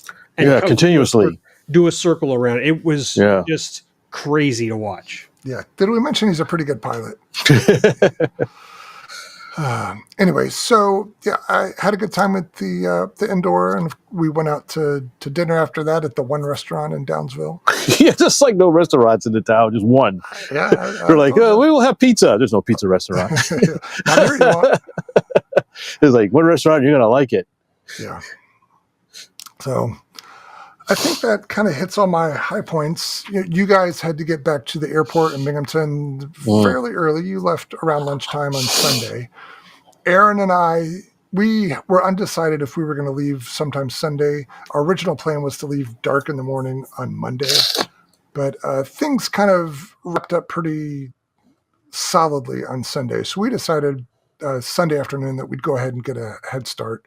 So we did that, and we got back sometime Monday afternoon. No drama on the drive home. So yeah, I think you guys didn't have any issues getting back to Houston either, right? No, everything went pretty smoothly. All right, good. The airport was where my food took forever. Oh, yeah. And I was next to a person who should have had 2 seats, not 1. Because he was spilling into mine. He was a lot of person. He was a lot of person. And Fitz was like in first class. He didn't sit there. I had Grey Poupon and champagne. Nice. Oh, there's the Monster Bite. Yeah, there's a Monster Bite. Is it Monster or Muscle? Maybe it's Muscle Bite. Muscle. But I remember Extreme Flight, I believe, makes it. Yeah, I think so. Oh, a nice little Sopwith pup. Yeah. There's a lot of planes. Look at these pictures. Oh, that did fly. I saw that on the ground, an M16, an Italian. That's a real plane. Okay, yeah. It's funny looking. It's a goofy looking thing. Oh, there's that's what's his name from Jay's RC Garage. He was the YouTuber. He was there. I had a chance to talk with him a few times. He bought a new bird. I told him to flip the bird. What's that shot? So what are we looking at here, Lee? Just pictures I took for AMA. So you can go to Academy of Model Aeronautics Facebook page and you can see this photo gallery. Okay, it's up already. I missed it. Yep. All right. Here's Adam's foamy power prop flying glider that he upscaled just a little bit. Just a little bit. Can you see he's holding the original in his hand? Yeah. Yeah. It's like 10 times bigger. It's smaller than the rudder. Did you see how we can take it apart? Yes, yeah. It's just like the. Go ahead.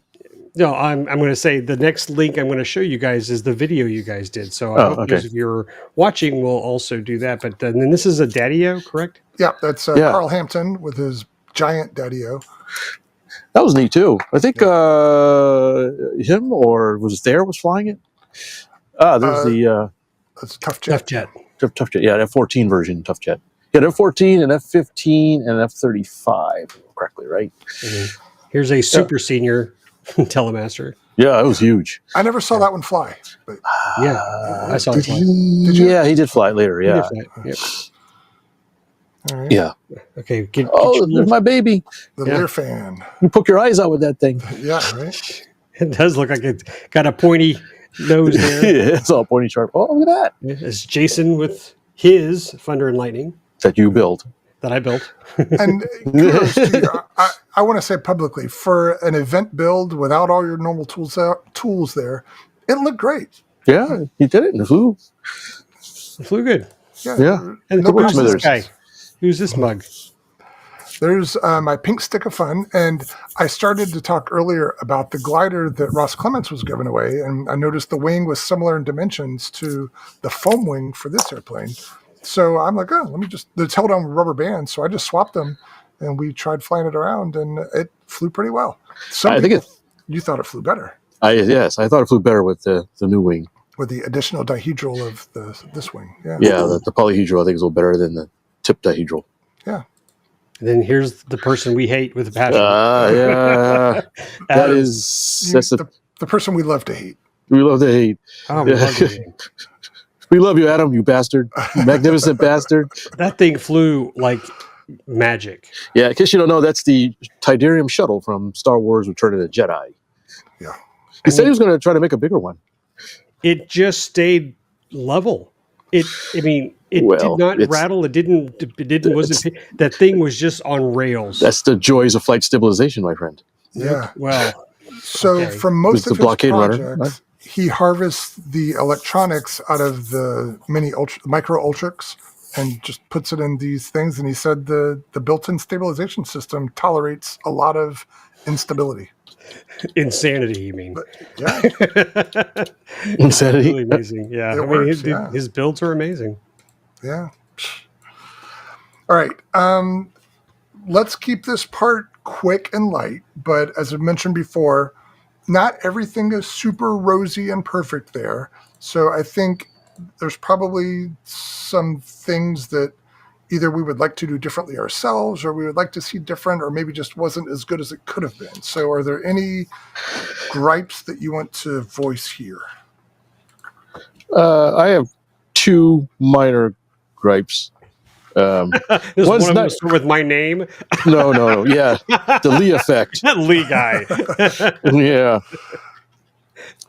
Let's see. One's not really a gripe, just a note that we did a lot of walking, and this was like Joe Now light. There's people that had scooters and one wheels and stuff, and man, was I jealous after a while of that, being able to have a little bit of transportation to get around, because you got to walk. What is that? Almost half a mile between ends, and we had the cabin and stuff, and so it was good exercise. But after a while, it got old. Yeah. The other one was, I don't know if it was every year, but apparently they were offering Wi-Fi that you could buy or something. Yeah. And it would have been great if it worked, but it was extremely spotty and mostly useless. So if I had one suggestion, is they need to redo their Wi-Fi setup, the campgrounds or whatever was doing it, to make it a little more workable. I mean, there's solutions to do it. So I don't know what kind of antennas they were using or what, but if you're going to charge for it, it would be nice if it worked. Yeah. Well, the two spots that worked for me is if you sat in the bench at the entrance at the building, the main building. Oh yeah, the main hut. Yeah, so I did that a couple times. Yeah, I sat there, so yes, you can get Wi-Fi there. And then if you were by the food cart, they had another router name. Oh, I didn't know that. Really? Yeah, that had a better signal. If you sat there for lunch, Aaron and I were having lunch together, and we had a better signal there too. But he's right. I mean, those are just kind of the small areas with such a huge location. It didn't cross the whole span of the site, which, I think I hear what you say, Fitz, and I'm agreeing with you. But there was something pleasant about not having Wi-Fi and being away. This was truly a vacation. Yeah. If you're going scuba diving, you're not bringing your phone and looking up stuff. I mean, you're set to do something. When we were flying, we stayed focused, and that worked out real well. So there you go. It's true. Yeah, you're off grid, and you're just no worries in the world, because you didn't know about the world could have ended. We wouldn't have known. Yeah, we're just fine. Now, you didn't pay for the Wi-Fi, did you, Fitz? No, I thought Aaron did, right? He did. And I was going to tell that funny story. So not long after we got there, as we were checking in, we saw the sign that said Wi-Fi $10, and the $10 covers however long you happen to be staying. So for us, it was 4 days. And Aaron decided for $10 he would take the plunge. And then we get over to the cabin, and we figure out that the water heater is not working. And so we called them up, and they came out to fix it. And after it took them a couple times to try to get it going, they figured out they needed a part, and they couldn't get the part till the next morning. And they said, well, for your inconvenience, you can just have the Wi-Fi. And so Aaron's like, darn it, I just paid for that stuff. That's funny. And as it turned out, it wasn't that effective anyway. But we all got a pretty good chuckle out of that. And they did end up fixing our water heater the next morning, and we had glorious hot showers in the cabin.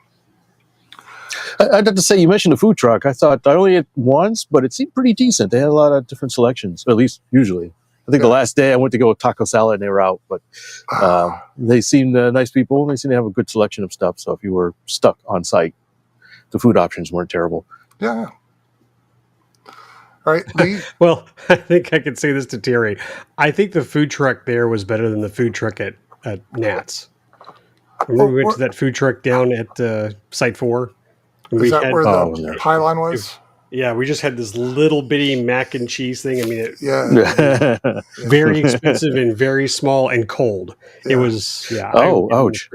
Yeah, the food that they had was good. I'd recommend them to come back because it was a great variety of stuff. Yeah. It was, to add to that, to show the generosity of a lot of people, there's quite a few times I was walking around and people were offering food.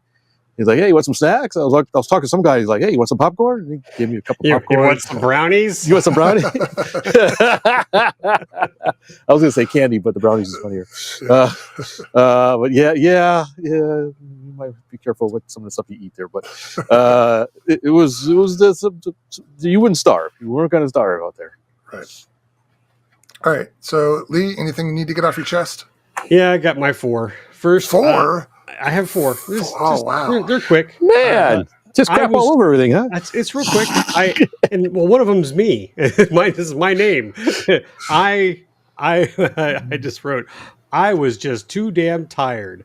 I just did not have the energy. I don't know if it was the flight or I know I wasn't feeling well for other reasons, but I just could not keep my eyes open at night when these guys were taking me to the indoor, what do you call it? Obstacle course. I just the vapor games.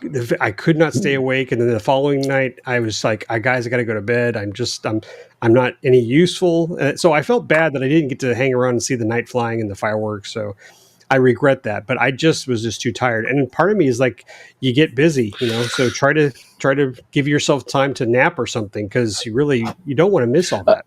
I want to just branch off of that. I think somebody, maybe one of you guys or somebody, said this event is almost a 24-hour event. There's a lot of stuff going on in the mornings, afternoons, at night. The night flying was really popular. All kinds of cool stuff was flying at night. So it was very active until, I guess, I didn't stay up that late, but it seemed like it was very active into the wee hours of the night. Yeah.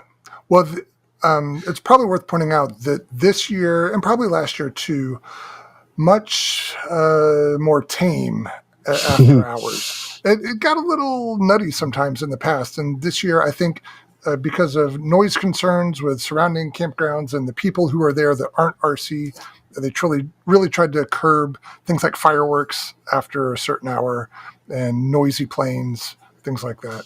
So it was more sedate than usual. But before that hour, they were shooting Roman candles at airplanes. Oh yeah, allegedly. Well, then I woke up from that dream. I think we're trying to give, part of the reason for this podcast in particular is our experience, but also we encourage you guys to put this on your bucket list and go. I'm absolutely going to go again. So I will just say, electric scooter, like Fitz said, absolutely. If you could haul one, bring it. Number 2, take a nap. Go take a nap somewhere so you can enjoy the nightlife. And I didn't get to do that. My next item was, I wish I had my own planes. I will tell you, I was somewhat shocked that there were so many times I looked at the main flight line and no one was flying. And had I had my own planes, I would be out there every chance I had because I would like to fly. I know Terry's looking at me funny, but yes, Terry, there were times that there was no one on the flight line, the main flight line. Yeah, I saw that too. I was surprised. So I wish I had my own airplane. So if I go, I'm going to either ship them there or buy something and have more planes I can have at the ready. The last thing was, and this is my direct, Ross, I'm looking at you. I am still very sorry. I know you were very generous in my accepting my apology, but I ruined his fancy mechanic pliers. And there's a communication error because I asked for wire cutters and he handed me a snap-on set of wire cutters. They looked like heavy duty. They had this huge weight to them. And I was working on the Thunder and Lightning to cut the push rod wires. And I was looking at the pliers, and in the center of the, they're kind of have several accessories or points to strip wires and so forth. There was a heavy duty cutter in the middle. Well, I used them to cut the wires, and I just happened across Thayer, and he goes, "Hey, do you know who ruined Ross's pliers?" It's like, well, what happened? He goes, "Some idiot used the pliers to cut music wire and ruined his very expensive pliers." And I just went whiter than this. And I immediately went to Ross, and I was so humble and apologetic. I said, "I'm so sorry." And he's like, "Well, had you asked me for diagonal wire cutters, that's what you want to ask for if you're cutting music." Well, I was like, I said wire cutters, and maybe you should ask, what are you cutting? But you're cutting wire, not wire. But that was my low, because my heart sank when Thayer said I ruined his cutters and these were very expensive. And then I tried to offer him money, but he said the good thing about these Snap-on simple wire cutters is that they have a warranty, so he said he'll get him a new pair. But again, I felt bad for doing that. So when you borrow tools at Neat, make sure you ask specifically for the right tool and you return them. There you go. Well, in any event, not just Neat. Oh, you know what? Shout out, because I had to borrow a lot of tools. Lee Woodward was Adam's father was there building stuff. He had a whole bunch of tools. Let me borrow the hot glue gun and packing tape to finish the Thunder and Lightning. So you borrow, you give back. Yeah, he had some neat planes too. Some of the Demoiselle and what was the other one? Antoinette. Antoinette, thank you. Yes, Yeah. Those French planes were really good and really neat to see them. His Demoiselle is the one that was on the cover of whatever issue of the magazine it was last year. That's one you took? Yeah. Yeah, okay. It's famous. Yeah. So speaking of Lee, one of the planes he had was one of the Flightline B-24s. And he's got it set up where one of the top turrets has an FPV camera. I saw that. Yeah. He's got the DJI digital goggles. So he gives rides to people. They can put on the goggles and they can control the turret, which controls the position of the camera. And it's got machine gun barrels. Yeah, I put little machine guns. I saw that. I said, "Oh, that's great." Yeah, Aaron said he did that. And yeah, that'd be really cool. I wonder if someone's done an FPV Nordic bomb sight. Oh, try to bomb you. Just like the ground and try to bomb. Fitz, Terry, are you upset with that, or are you smiling? You look like you were rolling your eyes hard. That was stupid. I'm trying to decide whether or not to correct you. Oh, what did I say? You called it a Nordic bomb site. Was it Norden? Norden, excuse me. Yeah. Well, hey, Fitz made a mistake. I can make a mistake. All right. So is that all you had? That's it. Okay. So I've got two things, and two. And as I analyze them now, they're not anything really to do with the event, especially the first one. The first one was just... It's me. Oh, God. It's Fitz. No, the first one was just a funny thing that happened, and I only tell it to embarrass Aaron. So one of the days that we were in the canopy working on stuff, Aaron had bought a night radian, and it needed a little bit of work. He was re-gluing the foam and the nose to the kind of the plastic shroud that's up there by the spinner. So he just got some thin CA, and he's just working it in there, wicking it in. And I was working on the BD-10 next to him, and as he was holding his plane, I noticed the receiver was kind of dangling out of the canopy, and whoever owned it before had taken the plastic cover off and put heat shrink around it. So I just kind of reached over and I grabbed the receiver, and I'm like, "Oh, that's interesting. They took it out of the cover." And then thought nothing of it and started working on the BD-10 again. And next thing I know, that hand I reached over with is just on fire. Like, it feels like there's a flamethrower on it. Well, what had happened was the thin CA that he was wicking in had somehow either dripped off one of the wires or something. It was running down my hand, like here, and then it cooked off. And of course, it's exothermic when it cooks off. And it didn't blister me or anything. Well, I did get one blister, but it was clear and I couldn't tell what was going on other than my hand was burning. And then once it dried, I'm like, "Oh, that's dried CA on my hand. I know what happened." And so... And you never let him live it down. You told everybody that story that was within your shot. because it hurt like heck for a few minutes. So I was being a little wuss about it. And I was still kind of in shock because I've had CA cure on me before, but it's never burned like that before. And it's never, usually I know when I drip it and I'm ready for the burn. This was like out of nowhere. So anyway. I don't think we ever had a whole ounce of it dripped on you either, right? Yeah, I don't know how much it was, but it was a pretty good puddle of it. And then I think it happened to Aaron later on. So I guess that's poetic justice. I don't know. All right. And so the other thing, I don't even know how to describe it other than I think maybe a misunderstanding, but it was a thing that came and it went. So I don't mean any of this as a complaint to or about anybody, but I think it's worth telling. So when we went back to fly the BD-10 a second time, all of us were there and Ross was with us and Bill was with us. We were up on the main flight line. And during the second flight, another plane had crashed. And we don't know exactly what the crash was. We didn't see it happen. We heard it. But we look over and there's some red plane on the ground. And then at some point later, somebody starts yelling smoke. And apparently the battery from that plane ended up on the roof of one of the buildings.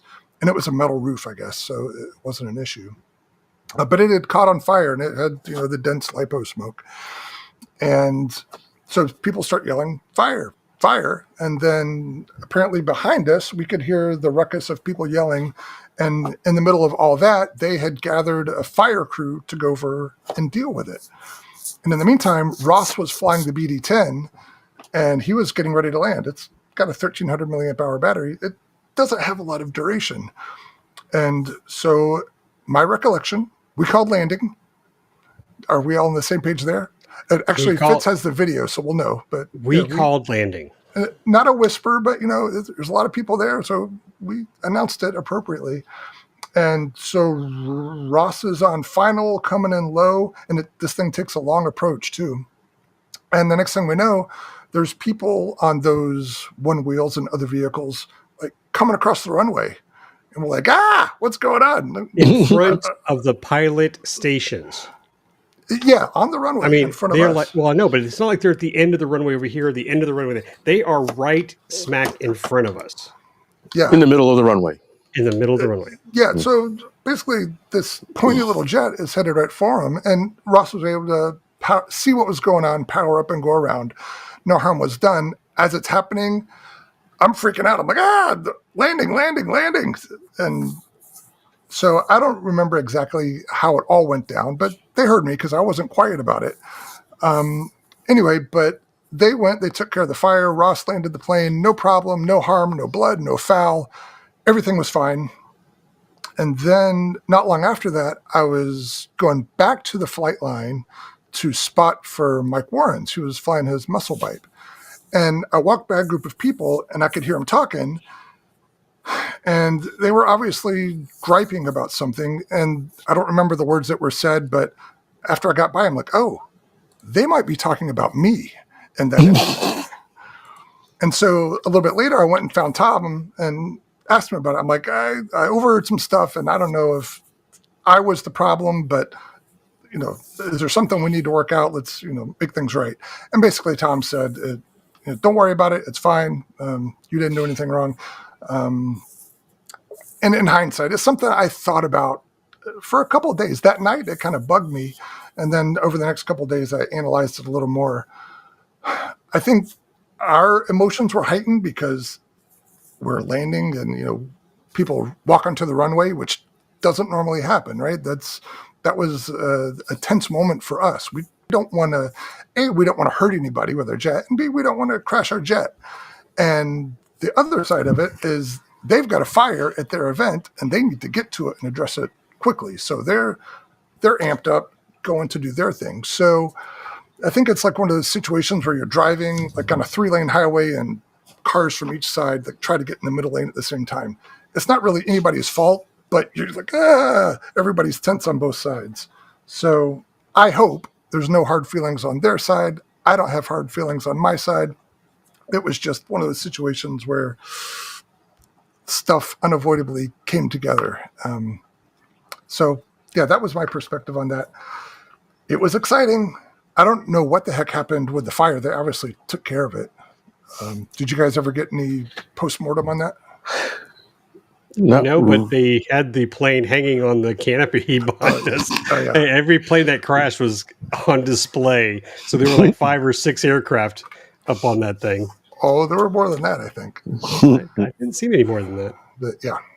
So does my recollection of that jibe with your experience? Yeah, it was there. Yeah, okay. Yeah, it was just weird, the landing and then people just darting across the runway. Ah! Eek! That's why you have spotters, I guess, right? Well, we were the spotters. We were know. the spotters, Yeah, so we did our jobs. Yeah. Earned our pay that time. Yeah.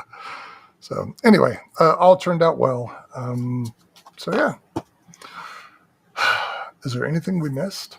What else is there? Yes, I'm going to say it right now. So for those of you listening or watching, I'd hope that you would go over to the Academy of Model Aeronautics YouTube page, because these two guys, I'm the cameraman, but these two guys did a great job interviewing Tom Hunt during Neat Fair. We had this great little, hey, what's this all about moment. And you'll see from this quick little clip here that they're both interviewing them. We're taking photos of aircraft that are on the flight line, and then for fun, we talked about this earlier, but Fitz interviewed Adam about his little foamy airplane. So there's a nice little 5 or so minute interview there, and we get to see how that works. And then these two numbskulls, they don't know much, but they're fun to be around. And then we go down the flight line and we get to see some of the airplanes and guess what they are, make mistakes what they are, and see Fitz hug a little jet. I'm sure it's in here somewhere. I don't know where I put it, but hug a jet? Don't remember that. Yeah, well, you were like, you were eyeing it hard. Oh, okay. I don't know here, but we were showing the flip con. Will they call it eye humping? Right here. He's like, oh yeah. It's just a cool plane. It is. So it's about 23 minutes long, but I hope you guys watch it, because it was a lot of fun recording, and it it tells you a lot about what's happening at Neat Fair, and it's very relaxed. It's kind of like if you were there. I have to make fun of Fitz here, because when we were interviewing Tom, Fitz had asked Tom a question. Tom's answering it, and while Tom's talking, something starts flying behind us that sounds cool. So Fitz whips out his phone. I got it. Hold on, I got it. Let me. It's right here. Okay, Terry caused this, but yes, I caused it. Yes, you're making Fitz embarrassed here. Yes. I'm panning out. We hear a plane. No, Terry had asked him a question. I was just sitting there. Oh, I see. Yeah, see, because you look, I don't have the microphone or anything. Okay. But watch, when we come back, Fitz is looking over there. He's twiddling his fingers. I'm changing an angle here. I'm going down the flight line. Let me see. It's right here. Maybe I had to come back here a little bit. Come on, where is it? There we go. He gets his phone out. So, yeah. Where is it? Oh, come on. Where is it? It's hilarious as heck. Oh, maybe it was after this. Yeah, regardless. Because you were looking away at the time, so. Yeah. Was it Adam flying the foamy? There we go. Yeah, it is. They won't notice. Maybe he was just advertising the Neat Fair shirt. That's what he was doing. So we kid because we love Fitz. I have that shirt, easily distracted by airplanes. Yeah. That's absolutely true when you go to things like this. Yeah, I think it was something pretty unique sounding. It was certainly attention getting. And I also thought it was funny when we started interviewing Tom, the very first question Fitz asked immediately after, these howling banshees started up right behind us. Yeah, great timing from those. Yeah, it's a couple of guys fun at the flying line. Those Hobby King EFX racers, something. Yeah, something like that. Some high speed things. Yeah, man, so I'm here with Tom Hunt. Yeah. Come on, he sees something like, they'll be done in 2 minutes. Yeah, we actually stopped and did a retake, didn't we? Yeah. So yeah, I had a good time. I'm glad you guys were able to come out and finally experience the Neat Fair. So check it off. Now when we talk about it, it's not a big mystery to you. You've got it isn't some memories. I'm glad Aaron was able to come. He and I had a good time there, and we actually, I think, enjoyed the drive each way. What's that? We had fun with him too. Thanks, yeah. Aaron. We enjoyed our little powwows during dinner. Yeah. It's good fun. And I enjoy going to events with Aaron because he's just so easygoing and confident. Like, I don't feel like I need to entertain him or show him around. He's just kind of off on his own and talking to people and He's a free range friend. He is. Free range. And he cooks. And the last compliment I'll give Aaron here, he is great at packing the car. He packed it on the way there, and we had a little extra room, so it wasn't that big a deal. But on the way back, he had bought several sizable airplanes, and I had a few extras. He used every cubic inch of that car and got it in there just perfect. So, are you sure you counted all your planes? Maybe he left a few behind. Hey, Terry won't mind miss this one. He may have threatened. We even, after he packed it, we even went walking back down the flight line to see if there were any fire sales going on. But everybody else was gone by then. Yeah, you have one of my planes. I have to get from you at some point in the future. What do I have of yours? It's P-38. The little P-38. The in the Ryan box. P-38. You don't remember that? The plastic one? No. The box, Also wood. cardboard box. Oh, the Ryan one. Yes. Yeah, for some reason I was thinking that was Lee's. Okay. No. Strangely enough, it's mine. Oh yeah, you got a smoking deal on that. A Jim Ryan P-38 kit. Yeah. Yes. Which is pretty neat. Yeah. Fitz is like, how come you didn't get it, Lee? It's like, do you know I still have a P-38 I'm working on? Hold off. He's a friend. All right, so we're coming up on 2 hours here. Is that your wrap it up signal? We've absolutely got to wrap this up. Yeah. Okay. Well, I've already said it. I'm glad we went. I had a good time with you guys and the other guys there. Are we going back next year? I don't know. It's kind of tough to get to for us. So it's that's the thing. It's a big production for us. Yeah. So maybe just a couple of years or so down the road. Yeah, understood. Because we're talking about they may have another milestone coming up at some point, right? Maybe. Yeah, maybe so. Maybe 30-year, I think. Yeah, that'll be in 4 more years. Or 3 so more maybe years. do that. Yeah. But yeah, it is road trip, Lee, next time. Yeah, you can bring out your stuff. Well, maybe we do one of those, what do they call those bins that you can just pack? The pods. The pods will just pod, yeah. And just have the guy meet us there and pod it back. You could set up cots in the pod, and that could be your way to get hammocks there too. Yeah. Oh yeah, just ship us there too. Like a little portable apartment. Yeah. Okay. Yeah. I don't know. It's possible I could do it if I did I've double timed it with a visit to family or something. Yeah. I usually don't go up that time of year, but maybe I could shift it. I don't know. Yeah. Well, we'll play it by ear. It might happen. It might not. We've got so many other events we need to get to as well that we haven't hit in a while. So yeah, that's true. Yeah, I think Lee and I were talking about what are ones we haven't gone to. Maybe something on the West Coast. Yeah, we mentioned Torrey Pines. Oh, there you go. Yeah, there's Torrey Pines. I think there's something in Arizona. E-Fest is E-Fest in yeah. Arizona. And some other stuff. So, all right. We'll see. Sorry, there was one thing on the list that I'm not sure we covered, other than we talked about the P-38 you bought. Any other notable purchases? Just got a small box of junk. Okay. I don't know if anything notable. From Ross, I got some yet more P-049s he just kind of gave to me. Got an old McCoy. Oh, nice. This is kind of neat. Yeah, control line engine. Yeah. Looks like in pretty decent shape. You're talking about Ross Clements. So Ross and his dad, Joe, they're perennial attendees there. Ross is in his early 20s. He's been going there forever. He gives me hope for the hobby. He is. Yeah, he's a great kid. Such a good and diverse modeler and a nice guy. So I'm always happy to hang out with him. True turn, 3-bladed prop with a hub adapter. Oh, nice. True turns, of course, not made anymore, so I just picked it up for a song. Then yet another Astroflight motor. It's funny, I got the motor, and the guy had this. I don't know if you guys have seen this. Oh, is that the MEC gearbox? It is. One of the old MEC with a endoplasm motor on it. Oh, that was yeah. this is about the pinnacle of brush motor gear setups you can get for electric planes back. And I told the guys, oh yeah, I remember those. Let me see. The E3D was designed around this and that, and says, well, okay, you want it? Here, just take it.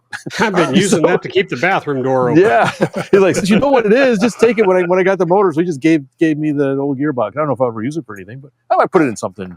Yeah, put, slow fire or something just for giggles.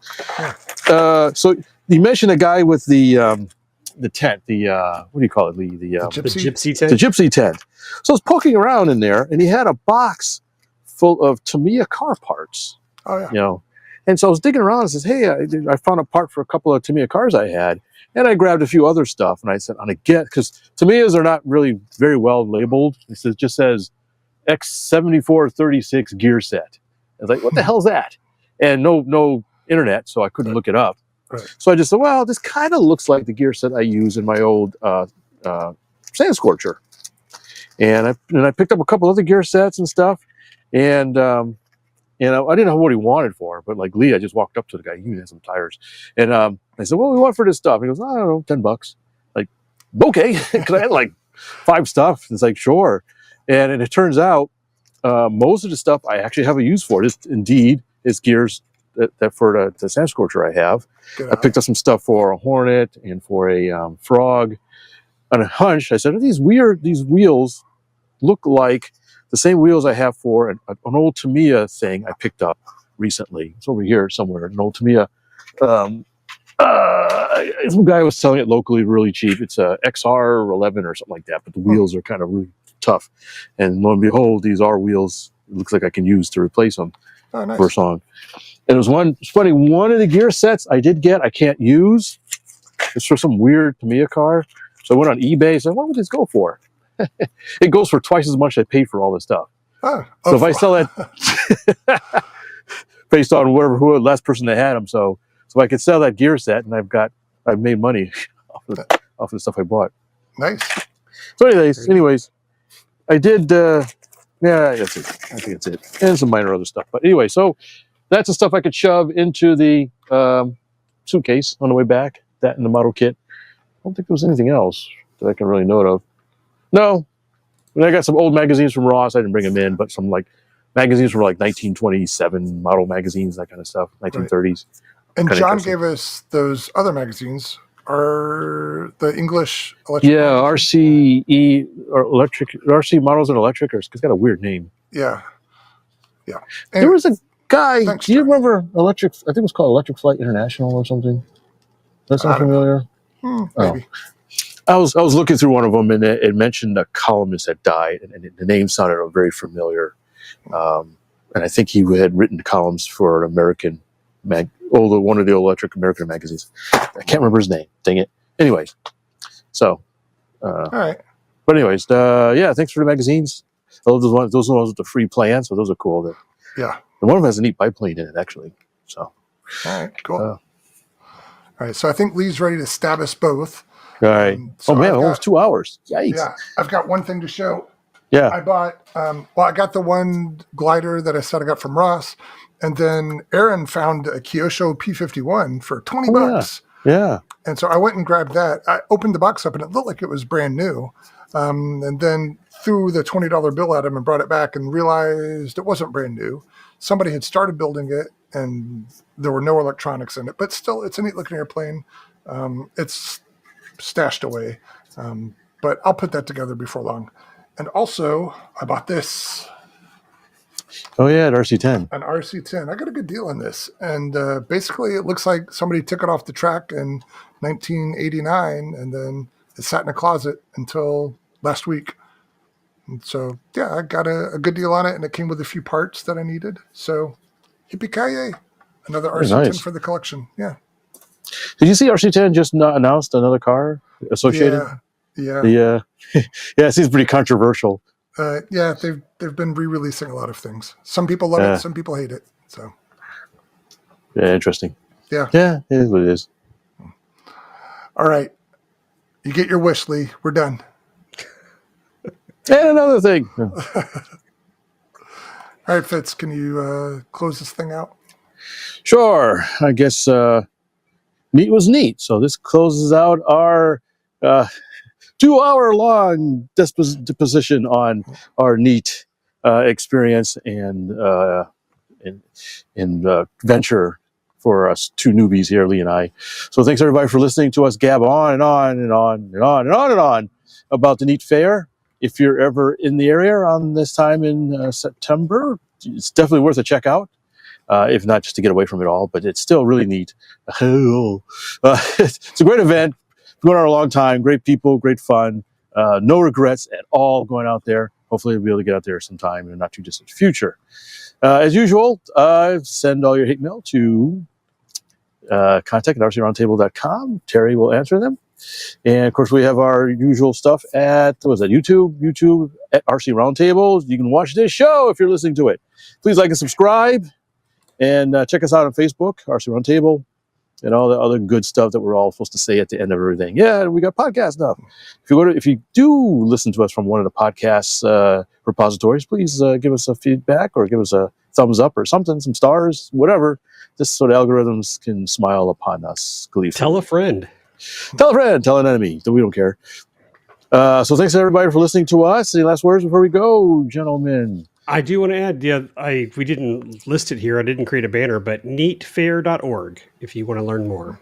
All right. Neatfair.org. Yes. All right. So I have a thing to say. Thanks for everybody who stopped by to say hi.